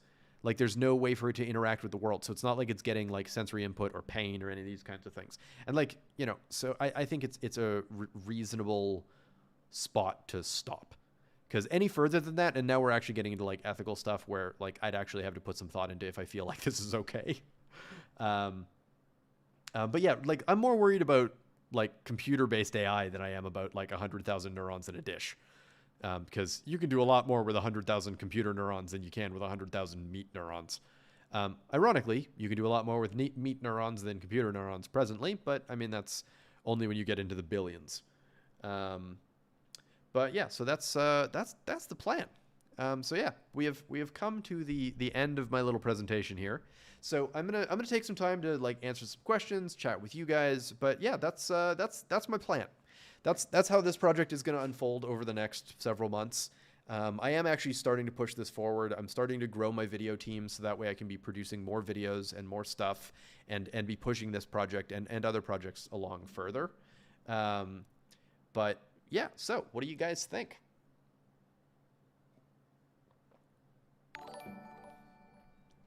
Also, I'm going to just take a second to just go through. I've missed a ton of the donations. You guys are awesome. Thank you so much. It's really, really, really fantastic. Somebody said they prefer gold on titanium over gold on silver because it's more compatible and less cytotoxic. I agree, but it's going to be gold on copper just because, like I say, I'm going to be going through traditional PCB manufacturing for the arrays, so that's sort of my only option. I grew my own video team. No, I'm hiring people for my video team. I didn't like grow them in a tank. The tank isn't finished. Okay, so questions about how you train them. So in the literature, the way that they're trained is they found that certain frequencies of electrical stimulation are, like the neurons will respond differently. So lower frequencies tend to reduce spiking, whereas higher frequencies tend to increase spiking. Or I might have that backwards. I'm going off memory here. But it's the sort of thing where you can train them to produce lots of spikes in specific areas by basically feeding in like higher low frequency electrical noise into specific spots on the array and training them that the noise only stops when they spike in a specific spot. So like only when do you see a spike pattern in a specific quadrant do you turn the noise off, and that's how the neurons come to know that, oh, okay, that's what we need to do to get this annoying thing to stop. So it's a bit weird. One of the other things I really want to try if we get this far is to play music into the arrays. There've been a few people or a few groups, I should say, where they took a neuron array like what we're planning to do, and they fed music into the arrays, just like as electrical noise, basically, and then had and basically correlated spikes on certain electrodes to different instruments. So they had the neurons playing instruments based on or in concert with a musician playing music into the array. And it sounded very weird, and it's definitely art. It's not like real science, but it's neat. I'd like to see what would happen. Do you think ethics halt the development of cooler science projects? No. Especially when we're talking about like academic labs, they get away with just the craziest shit. And it's a little scary, honestly. Like I'm far more afraid of academic scientists than I am of like biohackers, because biohackers, I mean, most of the time are just like fucking around and don't have enough supplies to do any damage. Whereas an academic lab with like, $1 million worth of grant funding can do all kinds of crazy stuff. Like there was a lab that printed out horsepox just because they could and just to prove that they could. and by ordering DNA, like the bits of DNA from a bunch of different companies. So, yeah, ethics boards will approve all kinds of crazy stuff. I mean, look at what they do in animal labs. You know, it's an ethics board ultimately is just a group of people, and if you can convince them that your thing is a good idea, they'll let you do it. It's not like magic. It's not like a bunch of like ethics professors sitting there going, you know, should we do this? It's just people, and most of the time it's their colleagues. So it's like, you know, anyway, they can do all kinds of stuff. I like to hold myself to some amount of like ethics, so this is why I'm calling it at like 100,000 neurons. Like I'm not going, or 1,000,000 neurons. Like I'm not going further than that, because that now we're getting into a thing that like I don't know if it could feel pain, but like it might I don't know. I don't feel like crossing that line, and I don't want to know. So that's kind of where I'm going for. Alrighty. What else we got? How much local control are you going to have over this system? None. That's the trick. The array trains itself. So you're just going off of basically when the thing does the thing you want, you stop stimulating it. So it's going to train itself. It's going to figure out the weights and connections, and it'll figure out something that works. So that's kind of nice. Do you ever think that you would make something like a neural latch, something that receives an input that you can then read that input back later? Maybe, but I don't know. I mean, what might be kind of fun, and something I've considered, is what happens if you connect two arrays to each other? Like if you've got, you know, two arrays next to each other, what happens if you connect them? Or like what happens if you were to take, I don't know, like a neural recording from like a person and feed that into the array? I have no idea. It might be fun. I don't know what kind of like usable anything you would get from that, but you might get something. It could be interesting.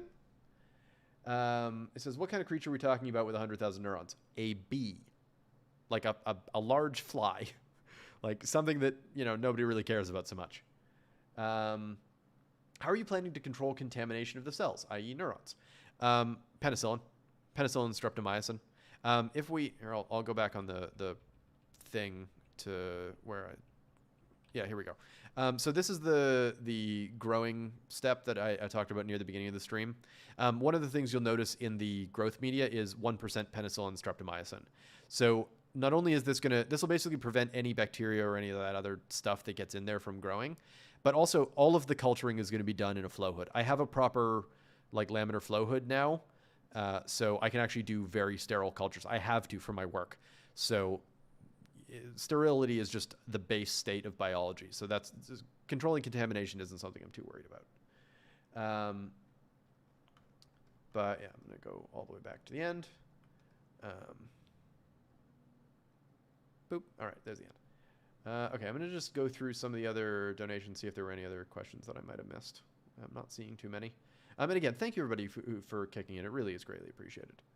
Okay, somebody said, so Philip asked, is it possible to map neuronal connections using videos of, oh no, wait, I answered this already. Yeah, using optical microscopy. Yeah, if you're doing the GCamp stuff, yes, you can. Can bugs feel pain? Yeah, probably.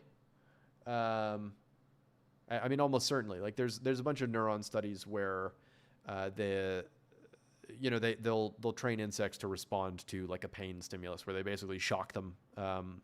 They'll like turn a green light on and then shock them, and then see what they do when you turn the green light on, even if you don't shock them. So I mean, they definitely don't like it. Okay, what else we got? Okay, a question about the plants. Do you know any studies researching the electrical impulses of plants and if they can communicate with mycorrhizal fungi in the same way? Yeah, no, there are definitely studies on this, and it seems like, yeah, they do. Also, the GCamp 6 thing, I'm going to go back to it for a second. So somebody took this protein and expressed it in fungi. And yeah, fungi do this too. And it looks a whole lot more like this than it does like this.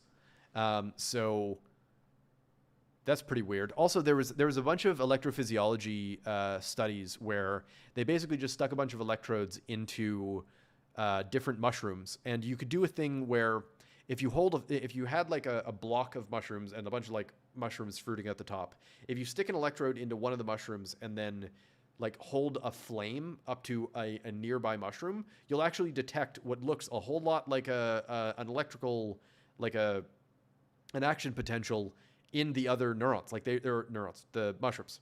Like they respond to damage and stuff, and they produce things that look a whole lot like action potentials. They're much slower because, I mean, it's a mushroom. It doesn't need to live fast. You know, they're practically immortal when they're at the scale of some of the you know, colonies that are all just one giant organism. But their action potentials are much shorter, or not shorter, longer. So they take place over like minutes. But it's still, you know, nice big pulse and then drop, and then nice big pulse and then drop, and like depending on what you do to the mushrooms, you can actually get like shorter pulses that are faster, which I think is just strange. Yeah, somebody made mushroom music. I've seen that video. It's wild. Okay, what else we got? Oh yeah, there's a paper on. So somebody says, I saw in popular media that suggested that fungal networks seem to have language-like communication. Know anything about that? Yeah, I've read the paper. It's pretty weird. It is distinctly weird. Like they found that those sort of action potential like things seem to follow specific patterns, and they could find specific patterns that always seem to follow in a specific pattern.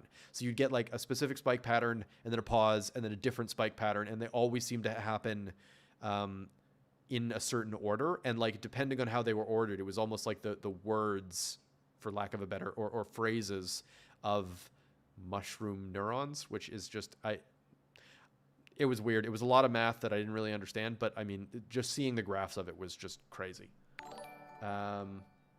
What else you got?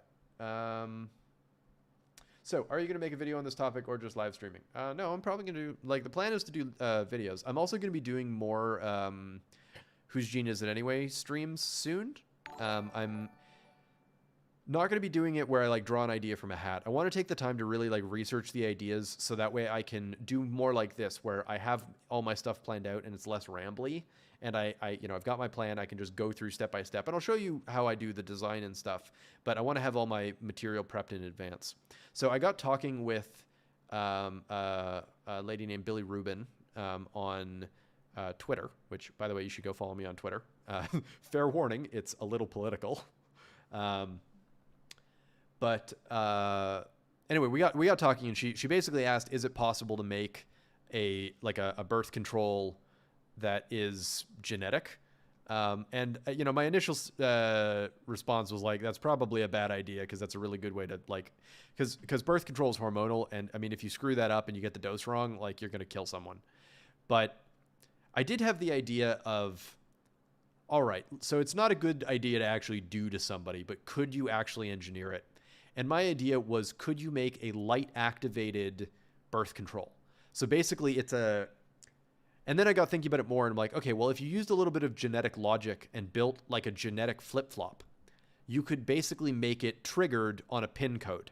So like there could be, you could basically do, let's say you like modified your skin like in a specific, like in a specific pattern, so that you had multiple different color sensitive genetic elements that need to be triggered in a specific order to unlock the latch.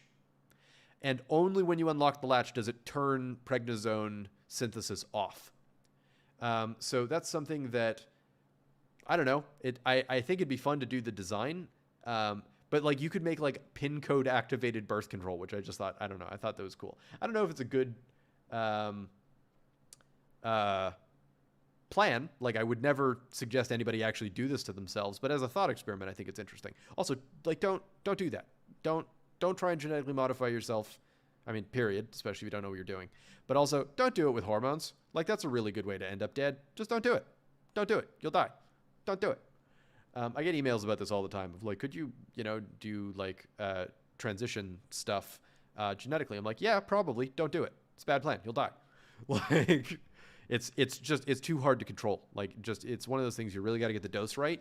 And you just don't have, unless you can build the mechanisms in to control it carefully, it's just not a good plan. You have activated pregnancy mode. Yeah, I mean that's kind of the idea. Like it's just a thing you can just turn on and off when you want, so that way you could do the thing, which would be fun. Sounds very unstable. Yeah, I mean probably not a good plan. We already genetically sterilized crops. I mean, yeah, because people bitch about the genetically modified crops. Like people complain about the one-shot seeds, but like it's one of those you can't suck and blow. You can't complain about genetically modified crops propagating and one-shot seeds. Like they made the one-shot seeds not because they want you to have to buy seeds every year, but because everybody was complaining about what if the GMOs like get into the environment. It's like, okay, well, so we just make the GMOs not replicate. And so then everybody complains about sterile GMOs. It's like, guys, you can't like pick a lane. So, that's a thing.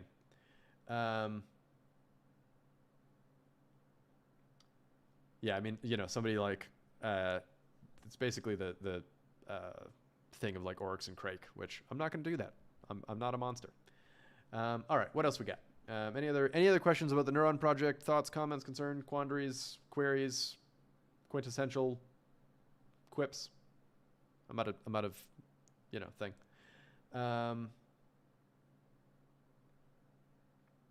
What else we got? Is it possible to build in control mechanisms for hormones? I know it's a bad idea, but it's theoretically possible. Yeah, no, that's literally what I was just talking about. Yeah, theoretically, still a bad idea. Don't do it.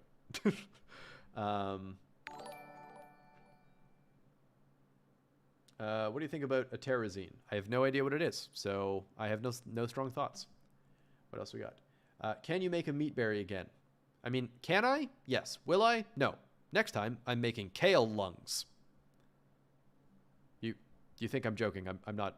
I'm making kale lungs. One of the many reasons I want the incubator working is because I want to be able to get into some mammalian stuff again, and I think kale lungs would just be fucking hilarious. Somebody was like, but why kale lungs? I'm like, well, it's the logical progression between meat berry and vegetable fish. So, any updates on the malarial cancer thing? Yeah, the company screwed up the synthesis. There's a few of the... Okay, so, let's just do a quick little update on some of the Who's Gene stuff that I ordered. The milk and egg constructs didn't work. And they were kind of fundamentally flawed. Like I made some errors in the DNA design and also found out that yeast are very difficult to work with. So that project needs to be reworked.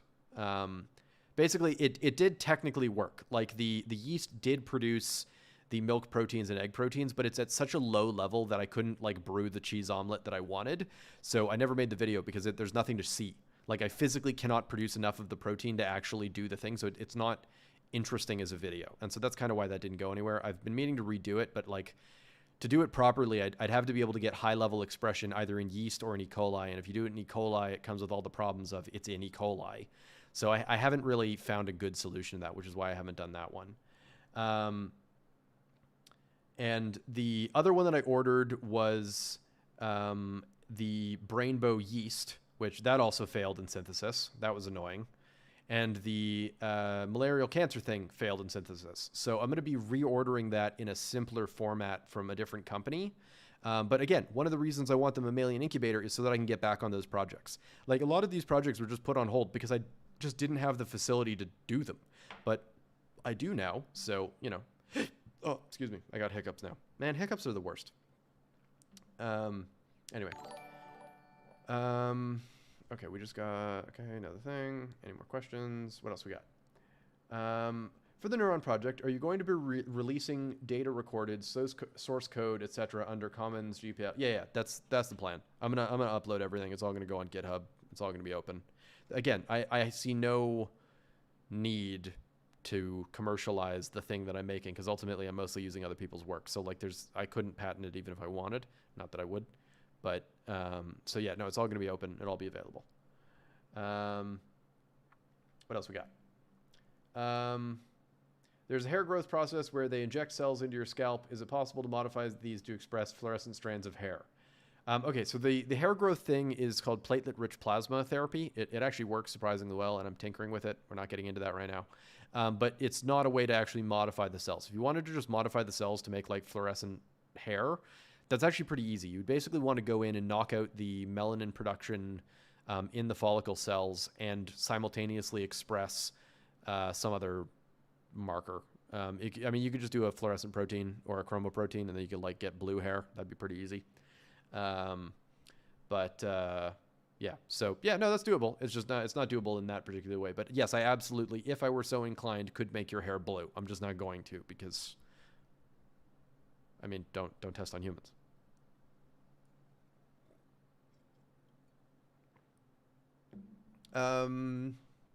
Okay, Yapping Dog asks, would networking them together increase their capabilities? Also, could you train different batches to do different things and link them together? I mean, yeah, theoretically. And I mean, yeah, fuck. I mean, we might try that. Like, that's reasonable. If we can get a bunch of batches growing and we have, like, the limiting factor on that one is going to be the head stage. So either what we'll do is we'll get one head stage with more electrodes and then just, like, split them so that one is connected to one array and one is connected to another. Or just get multiple head stages, but they're expensive. So, like, that's kind of iffy. But yeah, I mean, that's theoretically doable. Mike Ballard just kicked in. Thank you very much. Greatly appreciate it. Update on the magnetic field Hall effect gene mod. There is no update. I put some more thought into it.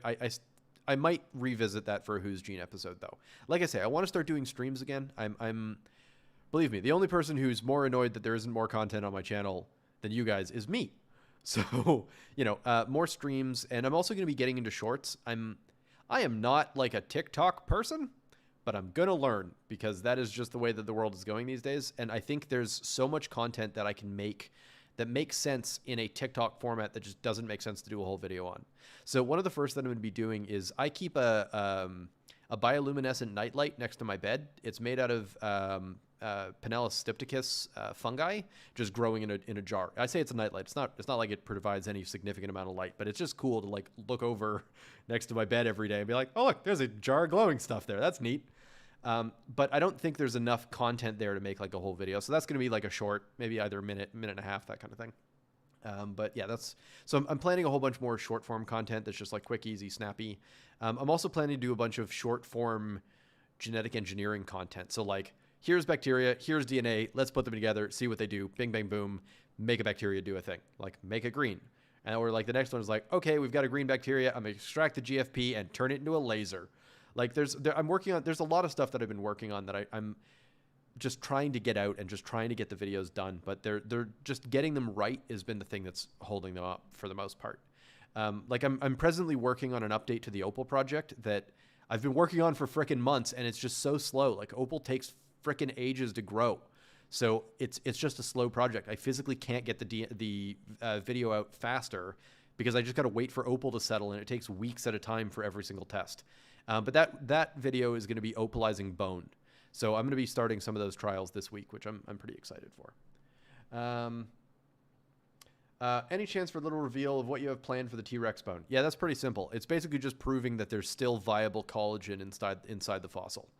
There's a whole bunch of papers where they've proven that fossils do actually remain slightly proteiny, and you're able to actually detect viable protein and sequence it even from the fossils. So there's one paper that sequenced the protein sequence of T-Rex collagen and found that it was almost identical to chicken, which is hilarious. But I basically want to replicate some of that. I'm not going to go too hard on it. It's basically, you basically just fix you cut a really thin sample of the fossil from like the core, demineralize it and,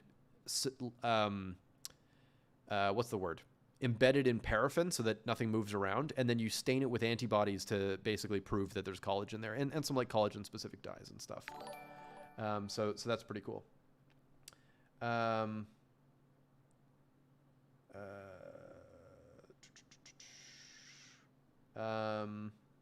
else you got?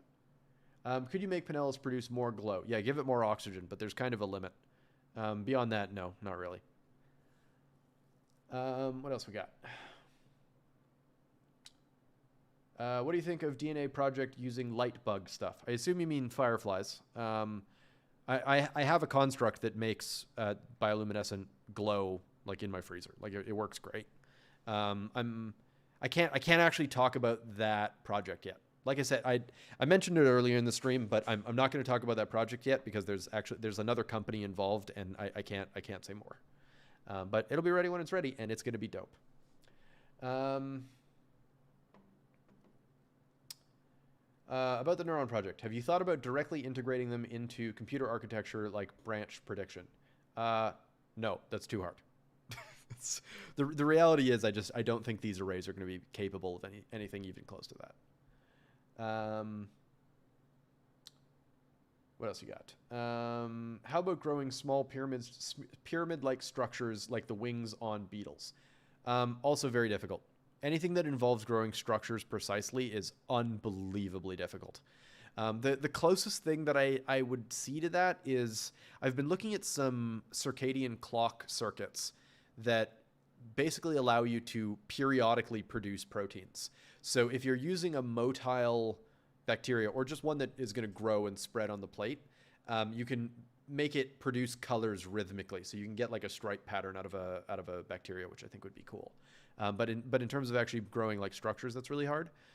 There are, however, a bunch of species of bacteria that they've found that do structural color. Like just by the way that the bacteria grows, they automatically line themselves up and are exactly the right size to make an opalescent, like rainbowy sheen to the bacteria. And I mean, I'd love to get my hands on some, but most of them are toxic, so I can't actually grow them because, you know, no growing pathogens. How long can a plate of neurons survive? A surprisingly long time. Like if you keep them fed regularly and maintained, a single dish of neurons can last like more than a month, which is, and I mean, or longer, depending on how good you are at sort of maintaining them and how stable your cell culture conditions are, which I just find wild, because if you tried to do that with fibroblasts, you'd be like, they'd be ruined in a week. What else we got?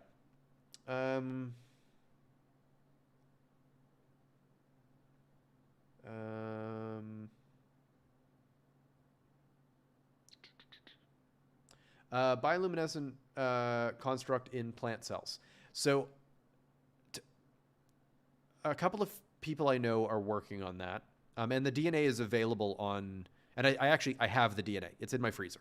Like I have the DNA for doing bioluminescence in plants in my freezer. The biggest thing with it though is you need to be able to do plant cell culture, which I technically have the stuff for. It's just a lot of work and it's very intensive and it's not something I'm very good at.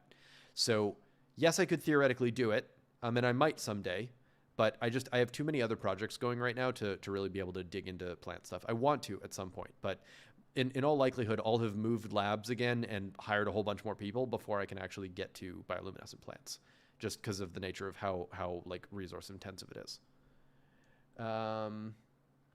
Why no growing pathogens? It's illegal and also stupid, because the most likely person to get infected is you. So, you know, don't grow pathogens. It's a bad idea. Don't do it. Is it possible to run Doom on neurons? I mean, probably if you try really hard, but it might take you 50 years. Can you make a blinking plant? Actually, yeah. No, that's easy. That's much easier. Like just doing like GCamp 6 in neurons would be pretty feasible. What neurons are you going to use? Human, bug, plant, or what? Well, there's no neurons in plants, so not plants. The plan is to start with rat neurons and then eventually transition to human neurons, just to see if there's a difference more than anything. Like, I'm just curious if you can actually detect a legitimate difference between an array of rat neurons and an array of human neurons, and if one of them is better at solving problems. I don't expect so, but fuck it, I'll try. All right, I'm gonna answer a couple more, and then we're gonna call it for the day because my throat's starting to get sore. What else we got? How does the training process work? I heard the earlier explanation, but I don't understand why the connections are strengthened. So basically, it's a sort of a call and response thing. So neurons will respond by either spiking more or less based on if you're feeding them a high frequency or low frequency signal into one of the electrodes. So if you start feeding in a signal that they don't like, or they respond to, depending on how I say don't like. I mean, they're neurons. It's hard to know what they like or don't like. But if you feed in a signal that causes more spikes to form into a specific. So you feed the signal into a specific spot on the array, and you only turn the signal off when you detect a certain number of spikes in a certain other spot on the array. That's basically how they figure it out. So you just do it over and over and over again, and the neurons pretty quickly figured this out. And you'll want to do this over multiple sessions, because like as you're stimulating them, it causes them to fire a lot more, and so it uses up the food in the media and screws with the balance of the media more. So you can only do a couple, like a short, brief experiment at a time. But if you regularly do the experiment, so every couple of days, you do the experiment, you feed in the same signal into the same spot, and you only turn it off when the spikes show up in the right spot, they will adjust. Like they will readjust themselves so that they do the thing that you want. It's crude. It's very crude. But I mean, that's sort of what you get when you're working with something like this. All right, what else we got?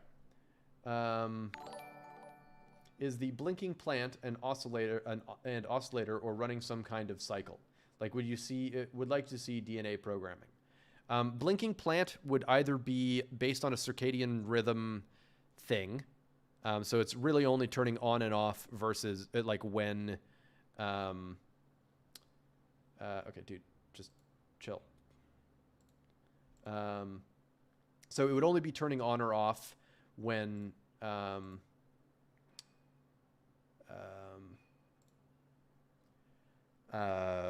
you like shine a light on it for a certain amount of time, or you build in an oscillator that just oscillates much more quickly. But the problem with this is, how do you control it so that the oscillations are slow enough that you could actually like see something? The alternative is you do something like the GCamp, which let me just go back to that for a second. Like you could do something like this. Like this is really easy because it's literally one protein, and just expressing one protein in a plant is like hilariously easy. And especially because you could just do this on a constitutive promoter, something like cauliflower mosaic virus promoter, which is nice and easy. It's quick. And then you could just have a UV light shining on the plant and you would see it pulse like this. I don't have the videos available right now, but there are some videos like where if you cut a leaf off, you'll see a flow of calcium. And that's the way that the plant recognizes that there's damage. And so there was another video from the same group that did this, where they put a caterpillar on the plant, and you can see that every time the caterpillar takes a bite, there's like a flash of light from the calcium being released. So that's pretty cool. Okay, I'm going to take 2 more questions, and then we're calling it for the day, because my throat's killing me. Could you do a repeating signal like an SOS in Morse code? I mean, yeah, theoretically. One of the things that I really want to explore on a Whose Gene series is genetic logic. And because if you could build logic gates genetically, then you can actually do things like simple counters and stuff where, you need the signals to come in a certain order for it to like trigger a series of flip-flops. Because if you can make one flip-flop, great. Now you just make a series of them. And of course, this is very tricky with genetics because every single flip-flop requires a different trigger, which is why it's much harder to do this genetically than it is to do it electronically. But if you could get a series of flip-flops, then you could just have it like flip, flip, flip, flip, and have like a different color turn on when each flip-flop is on, or just like turn on expression or something. But you could have it so that the output of one feeds into the next to trigger the next flip-flop, so that it just ticks circularly. It'd be hard, but it would be doable. All right, last one. Let's pick a good one. Could edible glowing fruit be engineered? Yeah, actually, this is pretty easy. So, again, I can't pull it up because I'm sticking to only presentation this time because I don't want to open up another Chrome window. But there's a company called light-bio.com. Like if you go to light-bio.com, there's a company that's engineered a suite of bioluminescent plants now that are going to be available for sale soon, hopefully. They've got petunias, a tobacco derivative, and I think an English ivy and a few others. And so there's no reason that you couldn't do this in like apples. And theoretically it should be food safe, but I mean you'd have to actually do like first animal testing and then eventually human testing before the FDA would ever allow you to like sell that as food. So yeah, it's very doable, but you know, not necessarily something you want to just like jump to. But all right, I'm gonna call it there. Thank you everybody who donated and who came and hung out. This has been a lot of fun. I hope you guys are as excited for this project as I am, and I'm really excited to get going on it. And there's going to be more videos, more streams, more shorts, all kinds of stuff. So you know, as always, you know, be sure to subscribe if you haven't already, and yeah, I'll see you next time. So thanks again, everybody, for stopping by. Have a lovely rest of the evening, and I'm out. Bye.